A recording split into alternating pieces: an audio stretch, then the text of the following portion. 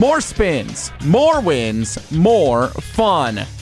The Milwaukee Brewers begin a divisional showdown tonight in St. Louis. First time this season for the first of three with the Cardinals. First pitch tonight set for 6:45. The Brewers fresh off winning 2 out of 3 over the weekend in the nation's capital over the Washington Nationals. The lone loss yesterday afternoon, a 3-2 final. Awaiting a bunch of injury updates today for the crew.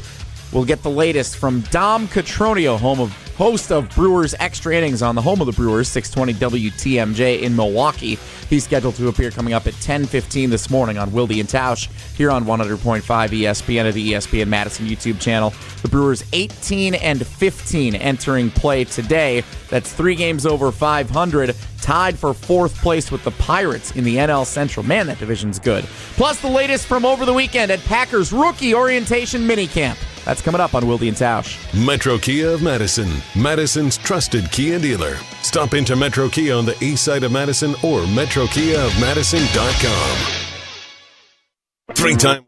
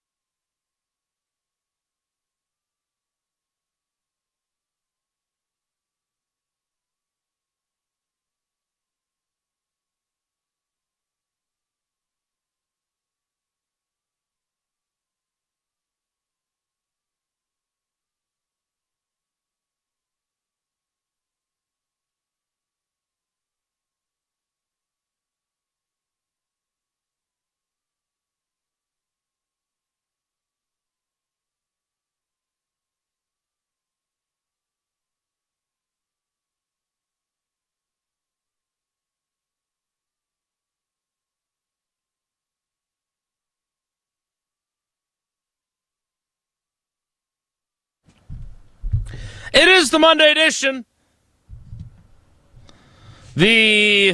All the sights and sounds from Rookie Minicamp and that one practice where the quarterbacks didn't even throw the football on passing plays edition.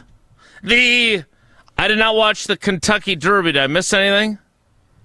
Somebody won. Hopefully no one fell down. Everyone can now go out to stud edition.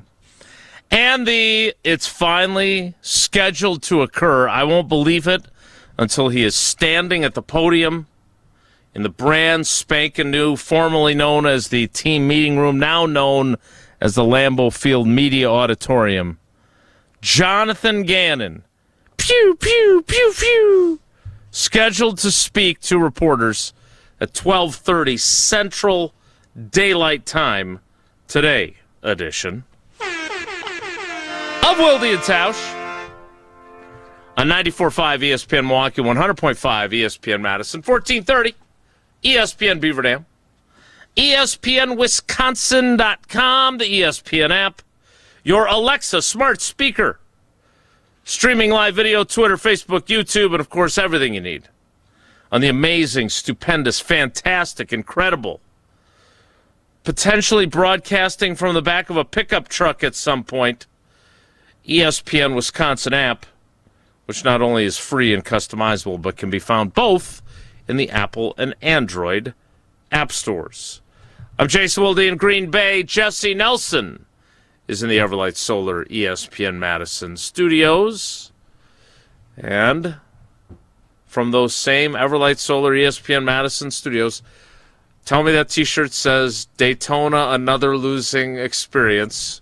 Can't tell. I don't think so, though. He is the Packers Hall of Famer. He is Mark Tauscher. Tausch, good morning. How are you? Jesse, what was that little wave deal that you just did there? Waving to everybody. Jason says Jesse's in the studio. I always wave. I say good morning. Oh, I didn't catch that. And then what is that shirt? It's my lightsaber shirt because today is May the 4th be with you. be with you. Star Wars Day for all the nerds today out is there. May the 4th. Yeah, be with and I know you guys are both big Star Wars guys, so I enjoyed the movies. Felt like we needed to celebrate today. So it's kind of like one of my friends when I was a kid, he bought a number 42 like Jackie Robinson Brewers jersey from the pro shop when they were selling them on Jackie Robinson Day. And I was like, did he use his Associated Bank Brewers checking card so he could save 20%? Though I think we were both in like sophomore year of high school, so I'm not sure if he was eligible for that yet. It's important to have financial literacy as a young man. 2008. Yes, it is, no doubt. Tauscher. But I text him every year on Jackie Robinson Day, asking him if he's wearing his jersey that day, because it's like the one day where it makes sense to have the Brewers Jackie Robinson jersey. So same Does thing. it still fit him? I have this. I think Talking it does. April, so Team's that'd in be pretty April, good shape. April 2nd? April 15th, I think that Why is. won't it be April 2nd?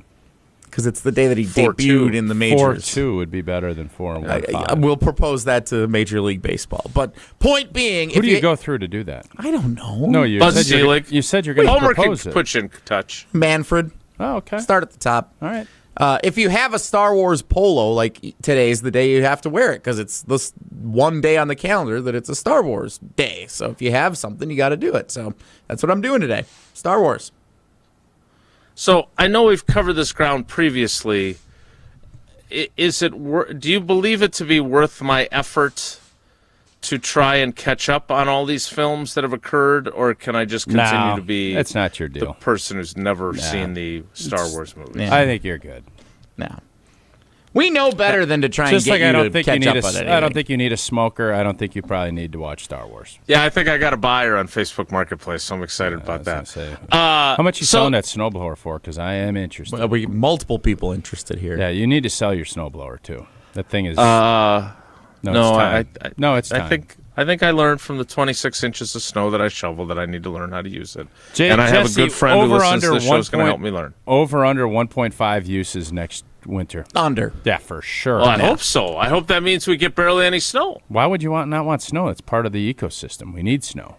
You want everybody up north to not have business? I want it to snow up there, just not where I live. Well, what is that old saying Jason always uses? As long as you treat me well, it's not an everybody old loves me. saying that I always use. I said it once. No, what is it again, Jesse? Whatever you can do to make things easier for me, I'm in. Yep, there you go. That's not that's not the quote, but nevertheless, by the close way, it seems to have worked out pretty well for me based on some of the late information that I've gotten. All right, so well, tell me about the late information you've gotten. Is this you're talking about Johnny Gannon? Is that what we're talking? No.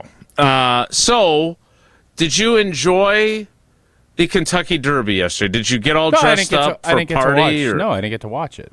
Why not? I just didn't. You're a big horse racing guy. I love horse racing. It's a big part of my story. Hate horse no. racing. Why do you hate horse racing? It's dangerous for those poor horses. You feel the same way about cars? You hate cars? I don't like auto racing either. So you don't drive like cars? it either. I would not have gone to Talladega. I would have missed out on all the fun of bringing in a bag of steak and lobster. Football's dangerous. Yeah, you cover that It for is. a living, and that doesn't bother you. It does bother me, and you know it bothers me. So don't say that it doesn't. Does it? Yes, it does. We've covered that ground too. So you're going to sit out. You're going to boycott the 18th game with me. If you boycott it, I will too. All right, Who are the cousin subs for our Well, show let's that be day? honest. Jesse wants to run this show by himself, so that's not I'm going to be in. a problem. Yeah, Jesse's good. He's hosting by yourself. I love me some football. Rush Limbaugh, huh? Talk ball all day. Yeah. Conservative politics, yeah. So you did not watch the Kentucky Derby? No, I didn't see any of it. I saw the clip afterwards with that horse winning from way back at the end, which is awesome. And the big storyline for me was 19 of the 20 horses have Secretariat blood. That is such a crazy number. We talk about coaching trees and everything else. There is nobody has a better legacy than Secretariat. Tell me somebody in all of sports that has had a longer lasting in-person legacy than Secretariat. I will wait because there is no answer. Bill Walsh. No. West Coast offense. Not even Sean Lots of McVay. coaches. Not even Sean McVay. Andy Reid. No. Belichick. No. I don't think he can do it. Red Auerbach. I mean, LeBron is the closest. He's throwing alley-oops to his kid 21 years later. If he but he can doesn't have have like 19 kids in the league. If he can last another 30 years doing it, then we can start having that conversation. Wait a minute. Secretariat's not still alive. Just to correct. Oh, Secretariat's still alive. It's just not. It's his spirit and his sperm that are alive. Both SP words. Yes, indeed. Both of them alive and well. So did we fact check that stat? Where did that come from? That's Twitter. Oh, okay. So it's probably right. BetMGM is the one who had it on Twitter. So it was from a gambling so that's got to be account, right. But it was a credible account. So technically all of the participants were all in some way descendants from the same I'm trying horse. to think, is there ever a better investment than whoever bought Secretariat? There can't be. Think of the money because the horse doesn't get paid on the stud fee. The owner does. And I'm talking Jerry Jones has made billions. I would probably think Secretariat for the cost to what he's gotten on a return. And I don't even know if they froze any. Like, I don't know what their deal was. I'm sure they had old Secretariat going to work. You know, I bet it was Thank you for every day double it up and whatever they were doing, storing it and freezing it. And I would guess, I don't know how much they paid Secretariat per operation. Bag of oats. Well, that's what Secretariat got. Is there a better return on investment than what Secretariat got? Ever? Secretariat was born March 30th, 1970. Passed away October 4th, 1989. That's a hell of a run for a horse. 19 years for That's, old I Secretariat. think 10 or 11 years. Dog years is 7. I think horses are 11 or 12. So you do the math on that. That's old. So he had a lot of opportunities to sow his oats, and apparently all these descendants all ended up in the same Kentucky Derby yesterday. Who won, Jesse? Golden Tempo, which we were watching at the Wisconsin Broadcasters Awards on Saturday evening. Did you win? Define win. Did you individually win win a great time an and award? enjoy the show? I had a great time and enjoyed the show and received some certificates. Congratulations to you. Thank you. Team effort. I don't think any of the awards were actually mine. It's kind of like last year when I went up and accepted Jen, Gabe, and Chewy's award again. But we were watching the Kentucky Derby on our phone at the table. They had just started the program. I think they delayed the start of the race a little bit or something. So it was going on during the ceremony, which doesn't normally happen. And I pointed to Riley Yauk. He was sitting next to me. I said, well, I don't know who any of these horses are, but I know that one's not winning. And it was the one in the very back. And, of course, that ended up being the horse that won. Golden Nailed Tempo. it. Worst to first. Should have live bet it. Would have been hard. I bet you the numbers probably would have been very good. I'm gonna stop reading the Wikipedia entry on Secretariat because I've gotten to the section on his stud career. What did they pay per stud? I'm not seeing that right now, but I have to scroll further down. It's one of the longest Wikipedia entries I've ever seen. So I'll get you the stud fee when and I'll try and translate it into $26 when I can. Yeah, he spread his bounty a long distance, which would explain why 19. So did the one that won also come from his bloodline, Jesse? I would assume so. Well, the answer 95% of the field was. Wouldn't it be something if the one who won was not a descendant? Let me tell you something. That check still cashes for Secretariat's crew. But not for Secretariat. I would bet. I wonder if there's like incentives in there. Like if Secretariat ends up with another champion horse, does that bump up the whatever that fee was? Because I would think like that there retroactively? would be. No, it's just, hey, if you get your incentive is if one of your descendants wins the Derby, you get another $300K, million, whatever it would be. I would think that there would be that in there. So I have to admit, so you sent this to us in our group chat, and you indicated that you thought that there were a variety of angles that could be taken off of this. I decided after talking to legal counsel and others that it was in my best interest to not go down some of the roads that maybe you were contemplating. Well, I just thought it would be super interesting, and I'm not going to get myself in trouble today. It's Monday. If it was, did you discuss this with some sort, like your Caliber Law legal team? No, or who did you discuss nope, this with? I just with the trusted advisors, and we all thought Hatch. The juice wasn't worth the squeeze, is what I was told. And I the more I thought about it, because there is a myriad of ways I'd love to delve into this, whether it's Packers or other athletes and things that could and couldn't happen. But the more I thought about it, I'll let you guys take it in that angle. I'm going to pull back like a good jockey and just let you horses run, and I'm going to pull back on it. If you determined it to be not in your best interest to go down that road, I think it would be a fascinating conversation. Did you really only? Do. Did you only? No, I think that's actually worse. Okay. So I'm not going to do that. I'll let you two do that. I think it's so. My job on this show is to bring ideas. I will formulate opinions on what I feel like I'm very strong about, and then I would hope for you guys at some point to take an opinion. I'm not expecting it to happen on this one. I don't think that's going to make a ton of sense. Yeah, I can tell you it will not happen on this one. But I was thinking more Jesse. Who is the best there we go. offspring of an athlete that has performed well as a professional Ken Griffey athlete? Jr. I think you could say from an offspring standpoint, he would be the top of the list. I mean, who's been better? Barry Bonds would be close. Very good one. Those two probably, because I think as a parent, you always want your kid to be better at everything. And that was the case with both of those players. I would think in both of those cases, both surpassed by like a large margin. Not to the same level, but Vlad Guerrero Jr. Not to the same level. Doing pretty Vlad well. Guerrero was a great player. Yes. Ken Griffey Sr., I think, was just a nice player. I don't think he was. And Bobby Bonds, I think, was a nice player. I'm sure in the hockey world there's similar participants that probably it was closer. Bobby I think Hull, the biggest split, I don't think Bronny James is going to ever pass LeBron. That could be wrong. I'm not going to be, but I could be. Those two, I don't know anybody that's going to have a bigger split than the Griffeys and the Bonzes. And if you have it, like Roger Clemens, he had a kid. His kid, Kobe. No. Kobe's kids, I'm doubtful. So I don't think so. Is there anybody in football that's been a great football player in the NFL that was a child of a previous player? Winfield. Was Clay Matthews better? Was Clay Matthews better than his dad? No. His dad was, it's not the same gap. You don't have the same gappage as you got with Griffey. Sure.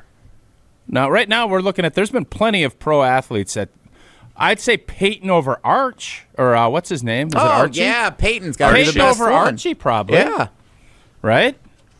Eli over Archie, too. Both. No, Eli's fine, but I wouldn't say it's not anywhere the Griffey split. I would say Peyton, you could put that in. You can't with Eli. So your counsel that discussed the myriad of angles to take off this one you felt was worth pursuing when Jesse brought it up. This is interesting too, but yeah, I mean, I thought I'd throw some ideas at you guys, and I was hoping you'd take it in certain directions, but I totally understand why we're not. Yeah, I'm fascinated by the fact that you decided that there were certain angles on this that were too hot to handle, but you were hoping that we would. Steph Curry, great one. Yeah, Steph, 100. Steph is probably at the top of the list because Dell is a nice little corner three guy. Steph is obviously. You think he surpasses Ken Griffey? Yes. Junior? I don't know enough about. You have to pull up Ken Griffey Sr.'s stats.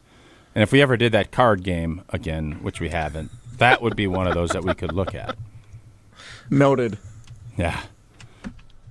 Well, we know that Gina Della. Joe Garagiola.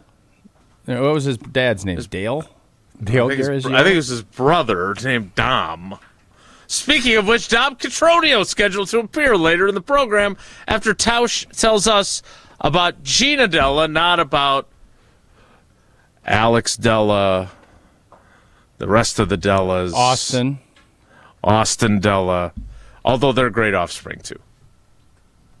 Indeed they are. If you've been putting off replacing your windows and doors, now is the time, because Pella of Wisconsin's offering zero interest financing, a bunch of different options. That's right. It is 0% interest. And in Wisconsin, your home does take a beating year-round. The right windows and doors can improve comfort, boost energy efficiency, and upgrade your home's look. Pella's experts will help you find the perfect fit for your home and within your budget, all with zero interest options that you have. You can upgrade now and pay over time without paying a dime in interest. Don't wait. Visit PellaWI.com today to get started. Ken Griffey Sr. played 19 major league seasons. Yeah, I think Steph is now at the top. Yep. He finished with 2,143 hits and a 296 batting average. Steph. It's Steph, and it's Peyton. And let me pull back on my Griffey. Bonds, I'm guessing Bonds' dad was pretty dang good, too. Ken Griffey Jr. played 22 major league seasons. Yeah, his last couple were... Had 2,781 career hits. It was really like 15. Yeah, I think he gave 15 or 16 great years, and then, yeah. And his batting average was actually lower than his father's. Nobody cares about batting averages, though. It's on-base percentage and home runs. It's a new era. I feel like was it a new era in the 90s? Ken Griffey was pretty heavy about home runs and batting average, actually. Steph and Dell. I think it's Steph over Dell. I think it's Steph and Peyton. I think Steph and Dell is the gold standard now. I do, too. Ken Griffey Jr. hit 630 career home runs. Pretty dang good for What Ken. would a Secretariat offspring have to do to surpass Secretariat? You couldn't. You couldn't because you won the frickin' Belmont by like 30 seconds, whatever it was. So not only would you have to win the Triple Crown, which is almost unheard of now, you got to do it in such a dominant force. Then you have to just reproduce and put offspring out left and right for 20 years. It's like it's just not going to happen. Steph revolutionized basketball and evolved it to. So if a Secretariat offspring revolutionized horse racing and changed the sport as we know it, that horse would have to be able to legacy fly. Could surpass Secretariat. Get some wings, like what's that horse with wings? Pegasus, right? You have to turn him into a Pegasus. Ken Griffey Sr. with only 152 career home runs compared to 630. Yeah, I didn't. Ken Griffey Sr.'s career, nice career though. Better than you think. A lot better than I thought. Mm-hmm. And I'm guessing Bobby Bonds' was probably better than I thought. And then I got to get into the Ho boys. I don't think Gretzky had a kid that played in the NHL, so it's probably not there. Yeah, it's tough. It's tough out there. More Wilde and Tausch straight ahead. Stick around. This is Wilde and Tausch, presented by Pella Windows and Doors of Wisconsin. Call Gina Della from Pella today, 855-PELLA-WI, and online at PellaWI.com/radio. What's new at Zimbrick Chevrolet? A lot. A free car wash with every service, plus a brand new detail facility to keep your ride looking fresh all year long. Relax with coffee and snacks while you wait, and if you can't, grab one of their numerous service loaners, take the shuttle, or even get a lift on them. Plus, Zimbrick Chevrolet has the largest new Chevrolet inventory in southern Wisconsin, and you'll never overpay at Zimbrick Chevrolet. Zimbrick Chevrolet in Sun Prairie, the name you can trust. Mark Tauscher here. People ask, why did I join UW Credit Union? Well, let's break it down. Convenient local branches, easy to use mobile banking app, rewards checking with early payday, and that beautiful Bucky debit card. Also, they've been serving Wisconsin since 1931, which means they have local expertise that's actually local. So stop by a branch or visit uwcu.org to join today and become a UW Credit Union member like I did. Federally insured by NCUA. Terms and conditions apply. Prizes, flyaways, even cash money. You want it? We've got it. Find a list of all contests and official rules by visiting ESPNWisconsinContests.com. That's ESPNWisconsinContests.com. It's well known that the boss at the exteriors company is a perfectionist. It's a gift. He not only oversees every job, he inspects each aspect of the operation to get to the root of what your project will actually need to be long-lasting. Call 960-ROOF. Oh, he's proud of all the reviews. What can I say? Take a look. The Exteriors Company, built for Wisconsin, backed by expertise. While others have a wait list, we've got watches. At Chalmers Jewelers, we've got pre-owned luxury watches. Rolex, Omega, Tudor, AP, Panerai, and more. All in stock now. And no wait list. Walk in today and leave with the watch you have been dreaming of. Because your wrist deserves it. Chalmers Jewelers in Middleton and Madison. Hi, it's Dave from Canopy Wealth Management. Many people are balancing retirement planning, college costs, and caring for aging parents, often all at once. With extensive experience, the Canopy team has helped others navigate these same challenges and can be a trusted thought partner as you prioritize what matters most. Canopy Wealth Management. Care, competence, clarity. It's not just a tagline, it's our promise. Get started today at canopy-wealth.com. Paid for by Canopy Wealth Management. Canopy Wealth Management is registered as an investment advisor with the SEC. Ben Brust here for the Princeton Club. If you're looking for your better tomorrow, you know where to go. It's the Princeton Club. If you're looking to grow, it's also the Princeton Club, because they will cheer for you in all areas of your life. The best way to do that is to start a foundation of having a healthy body, and your growth will start from there. With the cleanest health clubs in Wisconsin, they provide everything for you to reach your goals. Start your better tomorrow today and grow in all areas of your life at the Princeton Club. Join for a better tomorrow. Every morning starts with questions about what's ahead. At News 3 Now this morning, we're here to help you start your day ready and informed. From the weather you need to plan your day, to what's happening across our community and the 608. And the consumer information helping you make smarter choices. From your first cup of coffee or your third cup to the moment you head out the door. Wake up with Chris, Kyrion, Josh Savannah, and Michelle Renee Quinn. News 3 Now this morning, 4:30 to 7 a.m. Weekdays, moving forward. Friday nights taste better at the Bridges. The Bridges Bar and Restaurant is back with a classic Friday fish fry, plus non-fish specials and prime rib. Great food, great drinks, and a perfect way to kick off the weekend. Fridays at the table and on the course at the Bridges Golf Course in Madison.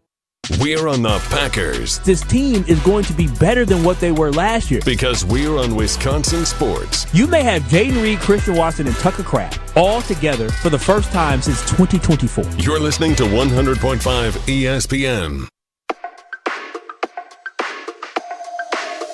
Say don't want nothing, but you look better on me. You look better on me. Let me show you something, so you don't leave you lonely. You won't leave you lonely. Tell me, baby, who better for you? Getting ready to speak to Jonathan Gannon and Cam Acord and Adam Stenovich as the Packers, at long last, will make their new defensive coordinator available at Lambeau Field. That's at 12:30.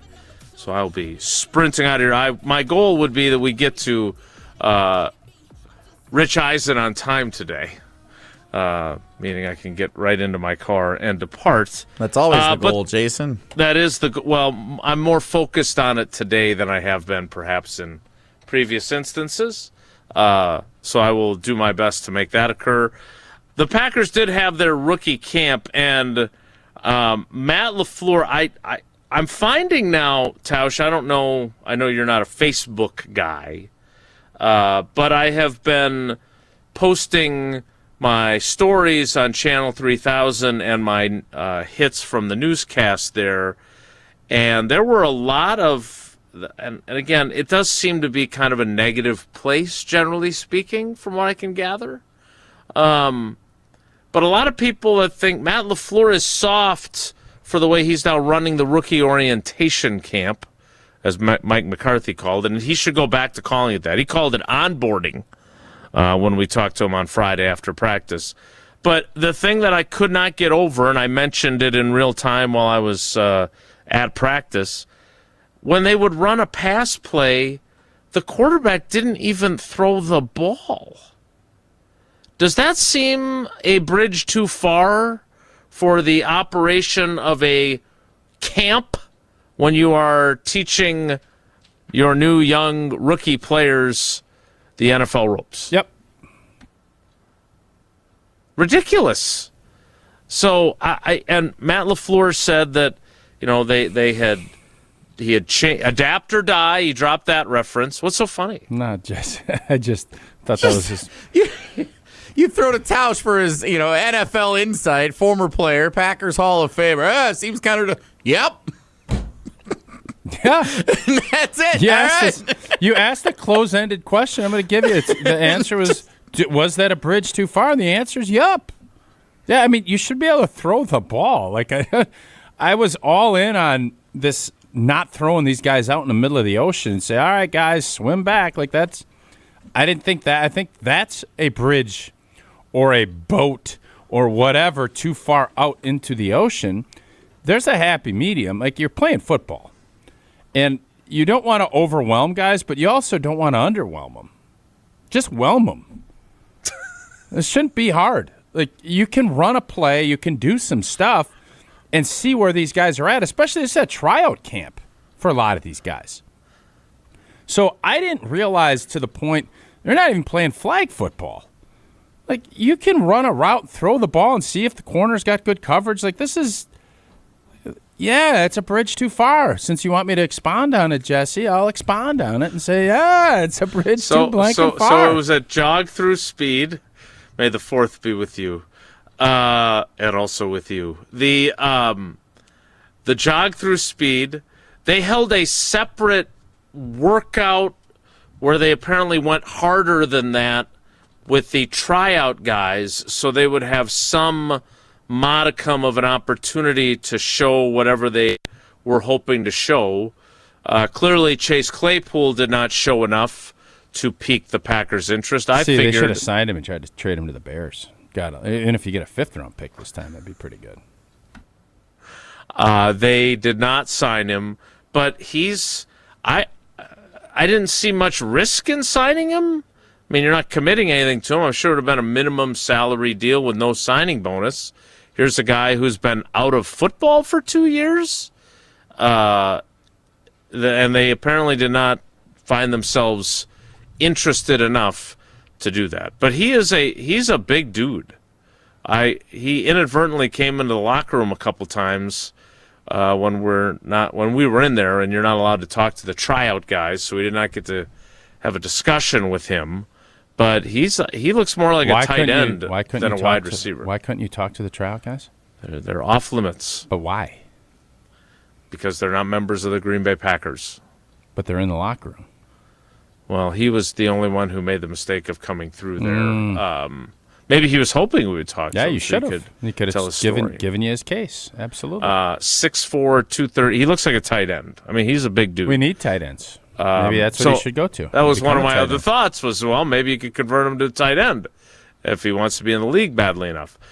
So we watched him. We watched quarterbacks drop back and not throw the ball. Todd Bauman was, in fact, the father of the tryout quarterback that was there from South Dakota.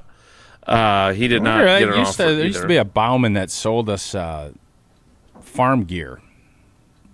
Like sold us Todd, farm. though. I don't know if it was Todd. It was Bauman, and it was the Swiderski group, and they used to sell us different farm. And ice cream. No ice cream. Okay. Again, I flashed back to last year when you got after me. Well, what'd you learn? Nothing. This was less than nothing. This was like I left there knowing less than I did when I was there. So I'm going to revert back, and I know I gave Balaga some grief on Friday because, I didn't know to the degree that they wouldn't even throw the ball. Did they have a sock? They had not. No. So the quarterback would drop back, pat the ball, go through his progressions. The guys would run their routes. The coverage people would cover them, and then they would stop the play. And they never did any type of football stuff. That was 11 on 11. All right, yeah, I'm gonna take back what I said on Friday because I'm not a rigid old stiff. Codger. That's really dumb. Huh? You're here to play football, and I'm not asking you to rip, snort, and you could go through individual drills and get guys situated. You're not going to practice like that ever. We didn't even do it. Now, again, I don't know what they do at the crick. I don't know what they do from a jog-through standpoint. We would always throw the ball, almost always. There maybe be one or two if we were in the gym that we wouldn't, but even then you still kind of do it. But this is, you want guys, you're trying guys out. and you're getting young guys just acclimated, you can ease into it, but at some point, like, you got to dip your toe in the pool, man. Like, you can't just sit out there. Like, I know eventually they're going to get there, but yeah, this sounds like a waste of time. So I'm going to pull back on my, you got to, nah. Like, if you're going that slow, yeah, I'm not interested. I don't even think it pays for you guys to cover it if that's what they're doing. Well, we did get to talk to the rookies after practice. Yeah, just show up after and do an interview with them. Matt LaFleur said because as I have talked about before on this program, when he first got there, it was a stark departure from what Mike McCarthy had done with the rookie camp. Like, it was real football.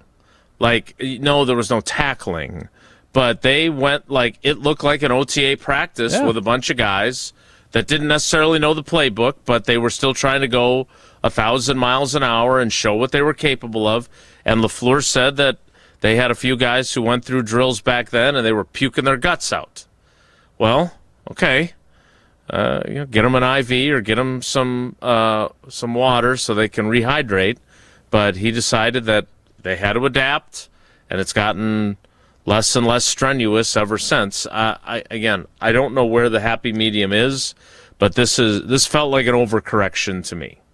Now we'll see if the pendulum swings back at any point, but these guys will be back next week, then taking part in phase 2 of the offseason program with the veterans. So that's how they will get eased into that. But this did not do a whole lot to prepare them, it wouldn't seem. Maybe mentally, Tausch, that they actually looked at the playbook, but like I asked Chris McClellan, he said he thought they had about 5% of the playbook that they showed them. So not even sure they accomplished a lot there either. We'll talk more about rookie camp, such that it was. Who's the most interesting personality you talked to? Domani Jackson. Why? He was the number 1 recruit in the state of California. Went to USC for 2 years, went to Alabama then for 2 years, was benched in his final season at Alabama, faced that adversity. I talked to him for a while about everything had come so easily to him until it didn't, and how that has prepared him for now the uphill climb he has to be a successful NFL player. Brandon Cisse grew up a Charles Woodson fan, so we need to reach out to Charles because I'm curious how he feels about NFL players now talking about how they, Brandon Cisse's dad was a huge Charles Woodson fan. Wore his number 2 jersey and everything else. So I thought that was interesting.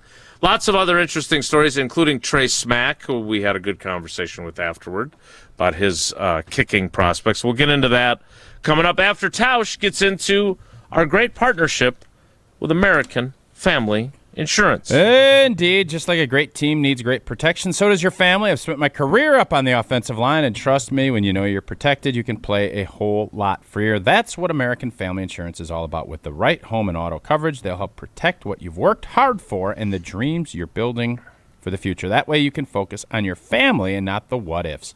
Insure carefully and dream fearlessly with American Family Insurance. Get a quote or find an agent at amfam.com.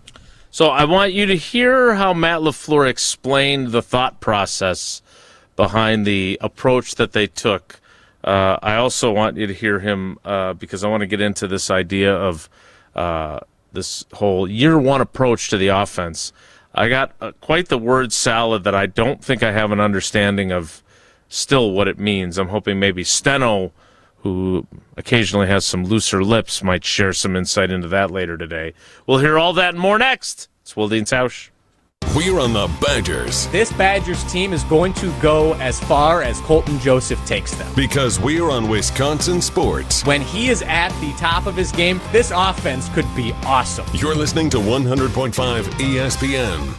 Injured? Call Gruber Law Offices today. One call, that's all. Mark Tauscher here for Iron Jock. As a former athlete, I've worn just about every type of workout gear there is, and nothing compares to Iron Jock. Their performance apparel is built to fight sweat, odor, and bacteria, keeping you feeling fresh no matter how hard you push. From the gym to the pickleball court, Iron Jock keeps you dry, comfortable, and confident. Now through May 10th, it's Bundle Madness. Get one lightweight hoodie, one jogger, and one short sleeve t-shirt for just $100. Iron Jock helps you look good, smell good, and keep showing up. Shop now at ironjock.com. On the air, on demand, on social, on Wisconsin Sports. Serving Wisconsin sports fans. This is 100.5 ESPN. Wisconsin weather doesn't ease into spring. It keeps you guessing. That's why your windows and doors need to handle everything. At Pella Windows and Doors of Wisconsin, we build for year-round comfort. Get the look you want for the home you love with 0% financing options available. So you can upgrade now and pay over time. Plus, enjoy a free in-home consultation, expert installation, and a 10-year limited warranty. Schedule today at PellaWI.com. Certain restrictions apply. It's 5/31/2026. Ben Brust here to tell you about Zimbrick European. They're Mercedes, Audi, Porsche, and certified pre-owned. But the best part is I've been working with them since 2018, and the evolution has been a 2-door, a 4-door, and now it's time for an SUV. My life has changed, and it's changed with Zimbrick European. Being a dad has made it really important to have the comfort and the safety that the SUV will bring me. Again, Zimbrick European off the Beltline at Rimrock Road. Of course, I found the sexiest car on the lot. Check them out. At Blaine's Farm and Fleet, we see you out there coming up with original ideas, and we support that. Which is why when your project needs some elevation, we have what you need to make it happen at prices that make it possible. Right now, during our Mother's Day sale, 1-pound bags of Blaine's brand chocolate candy, 25% off. Assorted Longfield spring bulbs, 20% off. Plus, don't miss doorbusters like Morton Clean and Protect softener pellets, $6.99. Rewards members pay $6.49. Blaine's Farm and Fleet. Be an original. Coors Light presents To Chill or Not to Chill. When your friend skips your favorite song on the playlist. End the friendship. Or choose chill because that song lives rent-free in your head anyway. And you planned ahead by bringing Coors Light to the party. And the sound of that ice-cold can cracking open was music to your ears already. Coors Light. Choose chill. Celebrate responsibly. 2024 Coors Brewing Company, Golden, Colorado. Sauna, cold plunge. It's everywhere right now. But at Sauna Day, this isn't a trend. It's an ancient practice that works. Heat and cold exposure are scientifically proven to improve circulation, reduce inflammation, support better sleep, and help you recover faster. At Sauna Day, we've built Wisconsin's first thermal bathhouse in downtown Madison, with saunas, cold plunges, steam, and space to reset. Come try it before work, after a workout, solo, or with friends. Sauna Day, proven to raise vitality and designed to feel good. Looking to take your baseball game to the next level? GRB Academy provides year-round training programs designed around your schedule and your goals. For over 15 years, GRB has been Wisconsin's leader in player development and advancement with a state-of-the-art 52,000 square foot facility of elite baseball training space and coaches who know how to get results. From youth to high school, baseball players trust GRB to help them reach their next level. Training program spots are filling quickly, so don't wait. Register now at grbacademy.com. Looking for a fun new way to golf on Monday nights? The Bridges Golf Course in Madison is teeing up a brand new 2-person scramble league. Grab a friend and compete head-to-head in a relaxed format, men's, women's, or co-ed. Great for beginners and experienced players alike. Monday nights at the Bridges Golf Course in Madison. Your state, your teams, your ESPN. The ESPN Wisconsin app. Customizable just to you. Find the ESPN Wisconsin app in the Apple or Android app stores today.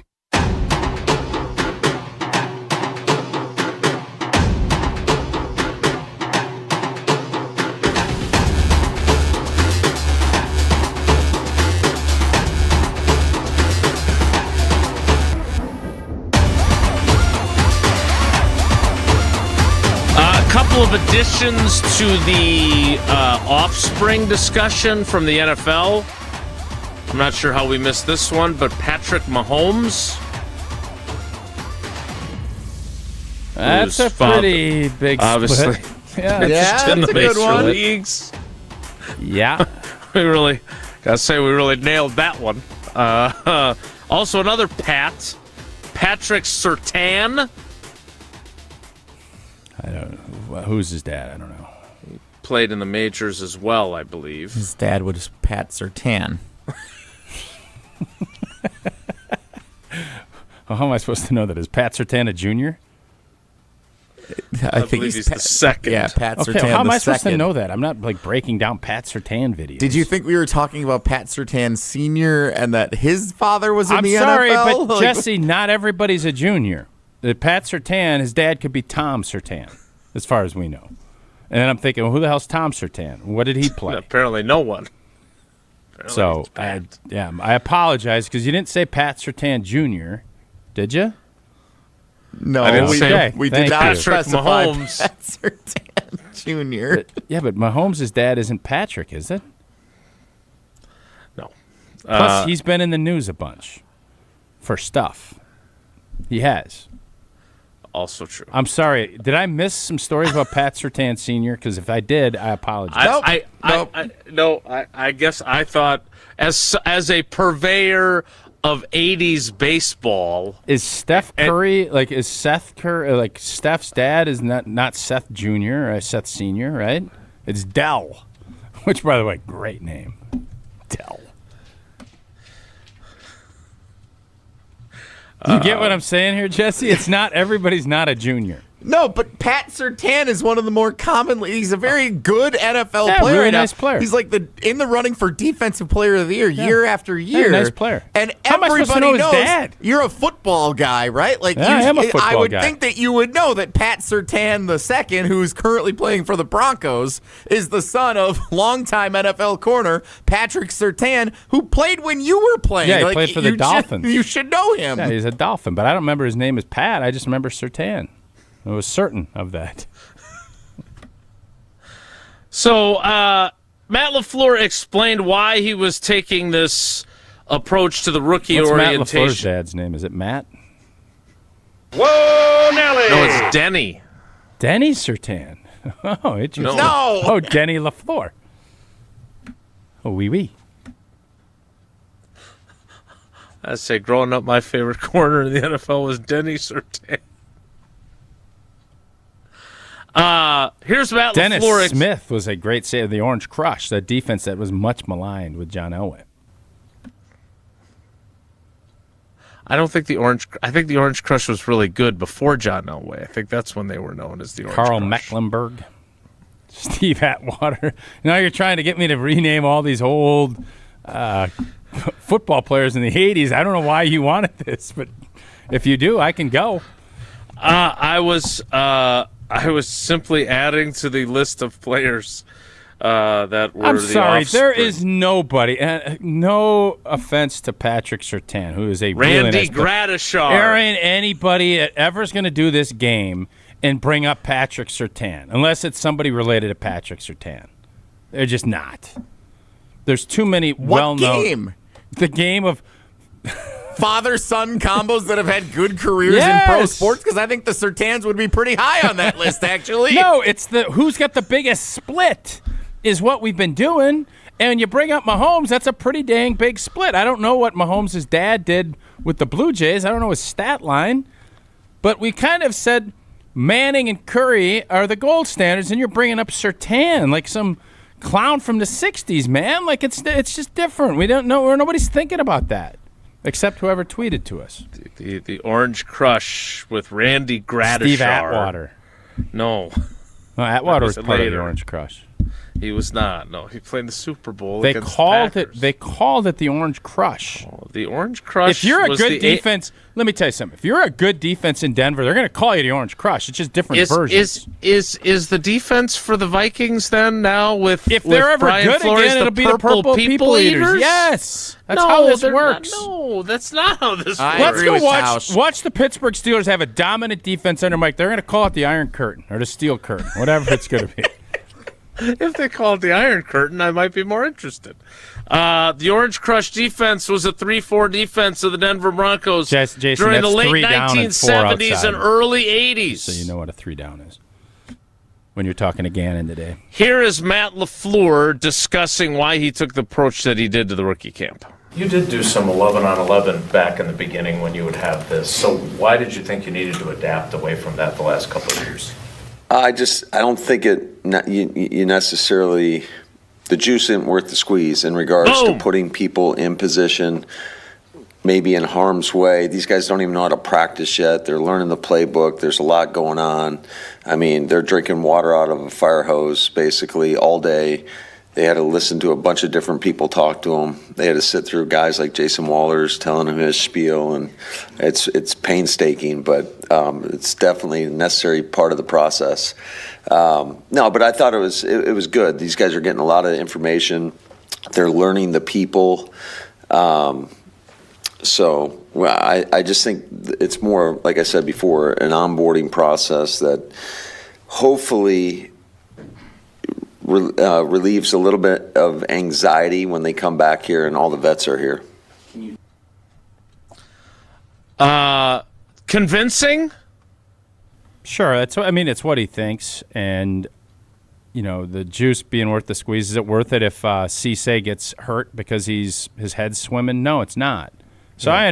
I understand his basic thought process on it, but, you can still do stuff without putting guys in harm's way. And that's the differential that I'd say. As far as, drinking out of a fire hose and the fun jab at Wallers and all that, it is a lot. But you know what else is a lot? The NFL. Being a rookie and playing in the NFL is a lot. And you can baby guys and you can, try to protect them. But just like as a parent, at some point you got to let these kids go eat. You got to let them go. And I know it's tough for a lot of people to do that. But in this, it shouldn't be that hard. You barely even know these guys. Let them go. Let's let them see a little bit. You don't need to baby on top of babying, I guess is my point.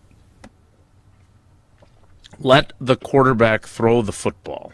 Seems like a reasonable starting point of maybe doing a little bit more. Unless maybe this taking a year one approach to the offense is going to be not throwing the ball ever. Maybe they're just going to hand it off all the time. And trade Jordan Love. If they're literally, and that's crazy talk, obviously, but come on. Come on, man. I got a crazy update here from our old buddy TC, and this is going to blow some minds. Let me pull this up. All right. Technically, Del Curry is not actually named Del Curry. His name is Wardell Stephen Curry Sr., and Steph Curry Jr. is Wardell Stephen Curry Jr. So they actually are a senior-junior combo, much like it sounds as if Patrick Surtain is a senior-junior. Now, if you tell me Mahomes' dad is also Patrick, and maybe it is, I don't know. Now we got something. So why don't any of these horses just get named Secretariat Junior? I wonder if there's a branding with that. First of all, to Tausch's question, Patrick Mahomes' father's name is Pat. Is it really? I thought that was the case, but I didn't want to say it without knowing it for sure. So are we now limiting this to just juniors and seniors? Patrick Lavon Holmes, and his son is Patrick Lavon Mahomes II. So instead of the junior, they went with the second. But yes. And I'm assuming the elder Pat Mahomes pitched against the Brewers at some point in his career, and we're going to talk to Dom Cotroneo about the Brewers in the 10 o'clock hour. But before that, you can go to associatedbank.com/Brewers and make the switch to Brewers checking. Here's all the perks you get if you make that switch. 20% off at the Brewers team store when you show your Brewers card. Up to 50% off home game tickets exclusively for Brewers checking account members. Express entry through the Associated Bank entrance at AmFam Field. Presale access to designated concerts and non-baseball events at AmFam Field, plus savings on the iconic Brewers Community Foundation 5 and 10K famous racing sausages run and walk, and to the Brewers Baseball Academy registration. Go to associatedbank.com/Brewers to find out more. More Wilde and Tausch straight ahead. Stick around. Wilde and Tausch on 100.5 ESPN is brought to you by Everlight Solar. Save money, save the planet. Everlight Solar. Mark Tauscher here, encouraging you to save money and help save the planet by making an energy switch to Everlight Solar. Just like when general managers make big decisions to help propel a franchise forward for future success, you can make a game-changing decision for your home by making the switch to solar energy with Everlight Solar. Our family was looking to make the switch to solar for quite some time, but we weren't quite sure where to even start. That's when we met the great team over at Everlight Solar. From the very first conversation, they educated us on the benefits of solar while also helping keep the process simple. Join us in saving a ton of money and creating a greener environment for our family and the community by switching to solar. Learn more and schedule a free consultation at everlightsolar.com. That's everlightsolar.com. You, rah. Pella Windows and Doors of Wisconsin present your Badger Minute. This Badger Minute brought to you by your Badgerland Chevy dealers, proud supporters of Badger Athletics. Go to BadgerlandChevy.com. With this Badger Minute, I'm Jesse Nelson. Wisconsin softball on to the postseason with the Big Ten tournament taking place this week in College Park, Maryland. The Badgers are the 7th seed in this year's conference tournament and are set to face 10-seed Purdue in the opening round Wednesday afternoon. First pitch for the Badgers and Boilermakers is scheduled for 3:30 Central Time. The winner advances to face 2-seed Oregon on Thursday in the quarterfinals. All games are televised on the Big Ten Network. Wisconsin's in search of winning its first Big Ten softball tournament title since 2013. Wisconsin weather is unpredictable. Your windows shouldn't be. Upgrade with Pella and get 0% interest until 2030. Order by April 30th at PellaWI.com. Prizes, flyaways, even cash money. You want it? We've got it. Find a list of all contests and official rules by visiting ESPNWisconsinContests.com. That's ESPNWisconsinContests.com. Chalmers Jewelers has the perfect gift that sparkles and shines. Mother's Day, birthdays, anniversaries, no matter the occasion, we have stunning gold and natural diamond jewelry that makes a statement. Many under $8.99.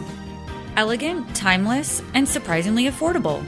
At Chalmers, we believe every milestone deserves a little brilliance. Because unforgettable moments deserve unforgettable gifts. Chalmers Jewelers in Middleton and Madison. Brew Crew Tuesdays are back on May 12th.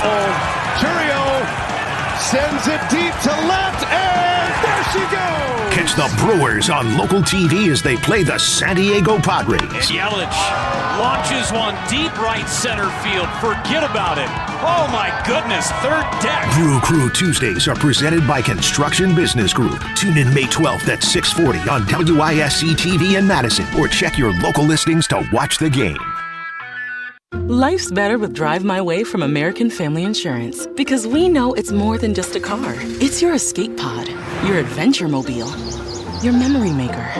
And we help protect the dreams that drive you. Personalize what you pay for auto insurance and you could save between 10 and 35%. American Family Insurance. Get a quote and find an agent at amfam.com. Products, pricing, and availability vary based on the way you purchase insurance and by state. Unsafe driving behaviors may increase your rate. American Family Mutual Insurance Company, SI, and its operating companies, 6000 American Parkway, Madison, Wisconsin. Wisconsin weather doesn't ease into spring. It keeps you guessing. That's why your windows and doors need to handle everything. At Pella Windows and Doors of Wisconsin, we build for year-round comfort. Get the look you want for the home you love with 0% financing options available. So you can upgrade now and pay over time. Plus, enjoy a free in-home consultation, expert installation, and a 10-year limited warranty.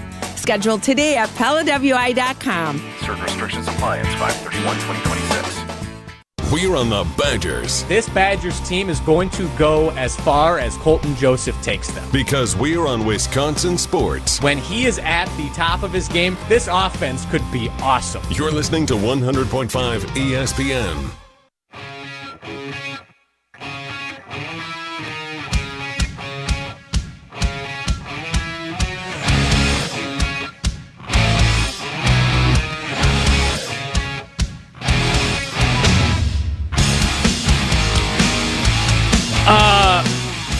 The YouTube comments, which are always lively, sometimes more so than others.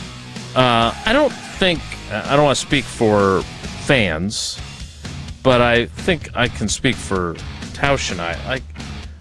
We disagree with the approach to the rookie camp. This is not like fire Laflur, though. Like, that's not what we're doing here. We just disagree. Like, not everything is a fireable No, I just offense. I think there's obviously different ways of approaching things with rookies, with players. The NFL has gotten less physical.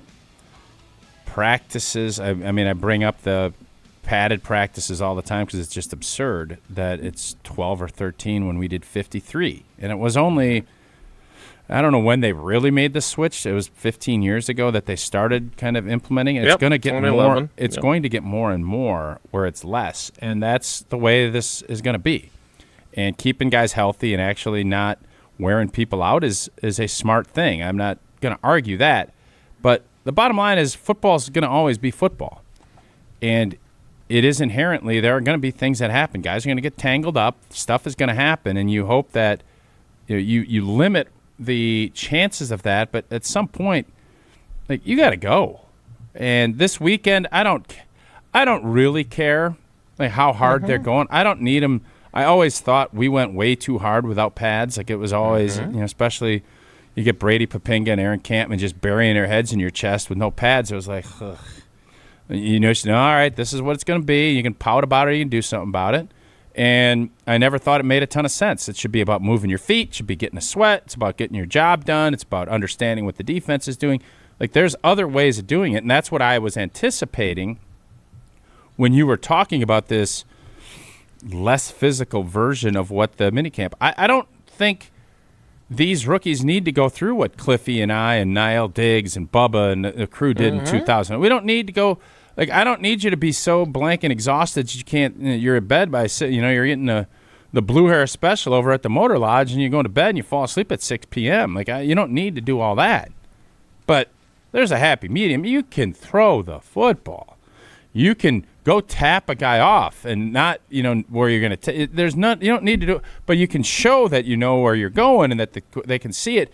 And especially in tryout situations, these guys, they are, to use a secretariat term, they are bridled up and ready to go, man. They want to run. And now that's when you actually see when guys don't understand tempo, that's when guys get hurt.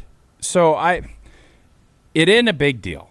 It's not a fireable offense. It's none of the things that maybe I have, unfortunately I'm not accessible to the YouTube comments. But what it is, there is a tempo and a mentality that you want. And I think when the veterans get here and the rookies are kind of brought in with it, you want your practice habits to be taught right away. And the standard is this. And I don't know what they're going to do when the minicamp starts. I don't know how they approach it. By your accounts last year, it didn't seem like they did a ton, which I don't think is good. And so there can be criticism levied without being like, oh, you're the worst and you need to be fired. No, I disagree in the fact you could do more than just stand there. Anybody could. Could the beat reporters have done what you guys practiced this week? I mean, we wouldn't have executed it very well, but I think we probably could have, yeah. That should never be the case. I'm sorry. I love Tommy Oates. I know he's retired now, but I don't want Oatesy being able to do what Cisse's doing. Like Oatesy locking up whatever wideouts out there. I don't want that. Like, it shouldn't happen. I want to at least see, hey. Oatesy versus Chase Claypool.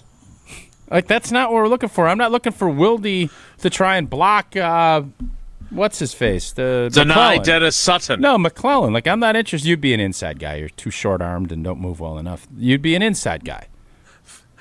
No lies detected, by the way. I do want to get into this. That should be the new standard of minicamp. Like, I'm not asking you to go full tilt. I don't want Wilde to be able to cover you. I think that's fair. You're 54 years old, whatever you are. I'm sorry, I don't want you to be able to cover Matthew Golden in a walkthrough. I don't. Yeah. If I was playing quarterback, would I be allowed to throw the football? It wouldn't go very far, but it would have gone farther than the throws they threw. I think Domofsky. Who'd be a quarterback out of your beat crew? Probably Domofsky. Decisive. I think we'd probably bring in Evan Cohen because he's got the experience, and he's not on your beat though. Yeah, Wes. Hodkowitz would be quarterback. Yeah. I'm not sure. What I am sure of is that Spoon. Where do you put Spoon? Center. Yeah, he'd be a lineman. I'd agree with you on that.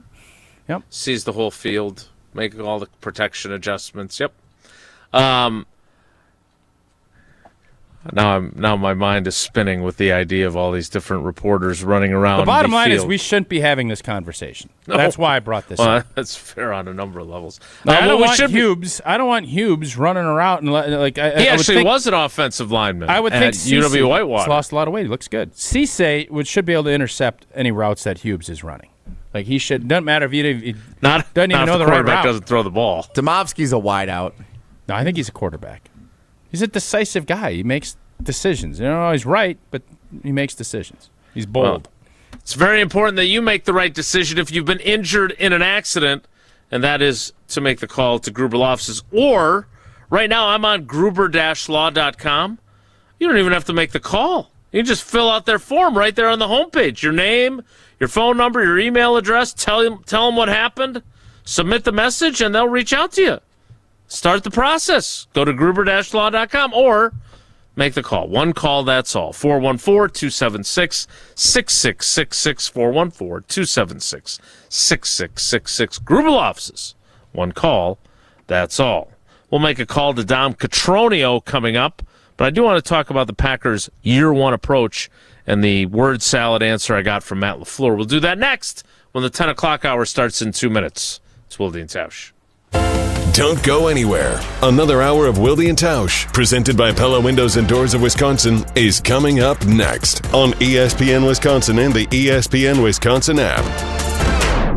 Mark Tauscher here, and your seat at the table just got better at Hard Rock Casino Rockford. Return to Hard Rock Casino Rockford's high limit room, where the odds are in your favor. With enhanced game rules, including blackjack, where the dealer stands on soft 17, you'll enjoy better odds, faster play, and the kind of authentic high limit action that sets Hard Rock Casino Rockford apart. Visit the high limit room and rediscover your game on your terms, in your rhythm, and with your edge at Hard Rock Casino Rockford. This is Badger basketball coach Greg Gard. Wisconsin wins the Big Ten. You're listening to 100.5 ESPN, WTLX, Monona, Madison. Broadcasting live from the Everlight Solar Studio, this is your Metro Kia of Madison Sports Center. Good morning, Madison and streamers everywhere. I'm Jesse Nelson. Sports Center brought to you by Goodman's Jewelers, the diamond store of Madison for generations. Check them out, 220 State Street, and online at goodmansjewelers.com. Milwaukee Brewers take 2 of 3 over the weekend in the nation's capital, falling with a chance to sweep the Nationals on Sunday afternoon. 3-2, Washington wins the finale. But the Brewers, 3 games over 500 entering play today as their road trip continues. First time meeting NL Central rival, the St. Louis Cardinals this season. First of 3 tonight at Busch Stadium in St. Louis, 6:45 first pitch. Plenty of injury updates to catch you up on for the Brewers. Pitchers, Jackson Chourio, and a whole lot more. Dom Cotroneo, host of Brewers Extra Innings on the Brewers Network flagship 620 WTMJ, scheduled to appear about 10 minutes from right now on Wilde and Tausch here on 100.5 ESPN and the ESPN Madison YouTube channel. Football Packers Rookie Minicamp taking place over the weekend up in Green Bay. Lots to dissect from what head coach Matt LaFleur had to say after the light practice that was held on Friday afternoon. We'll get to that on Wilde and Tausch right now. Metro Kia of Madison, Madison's trusted Kia dealer. Stop into Metro Kia on the east side of Madison or metrokiaofmadison.com.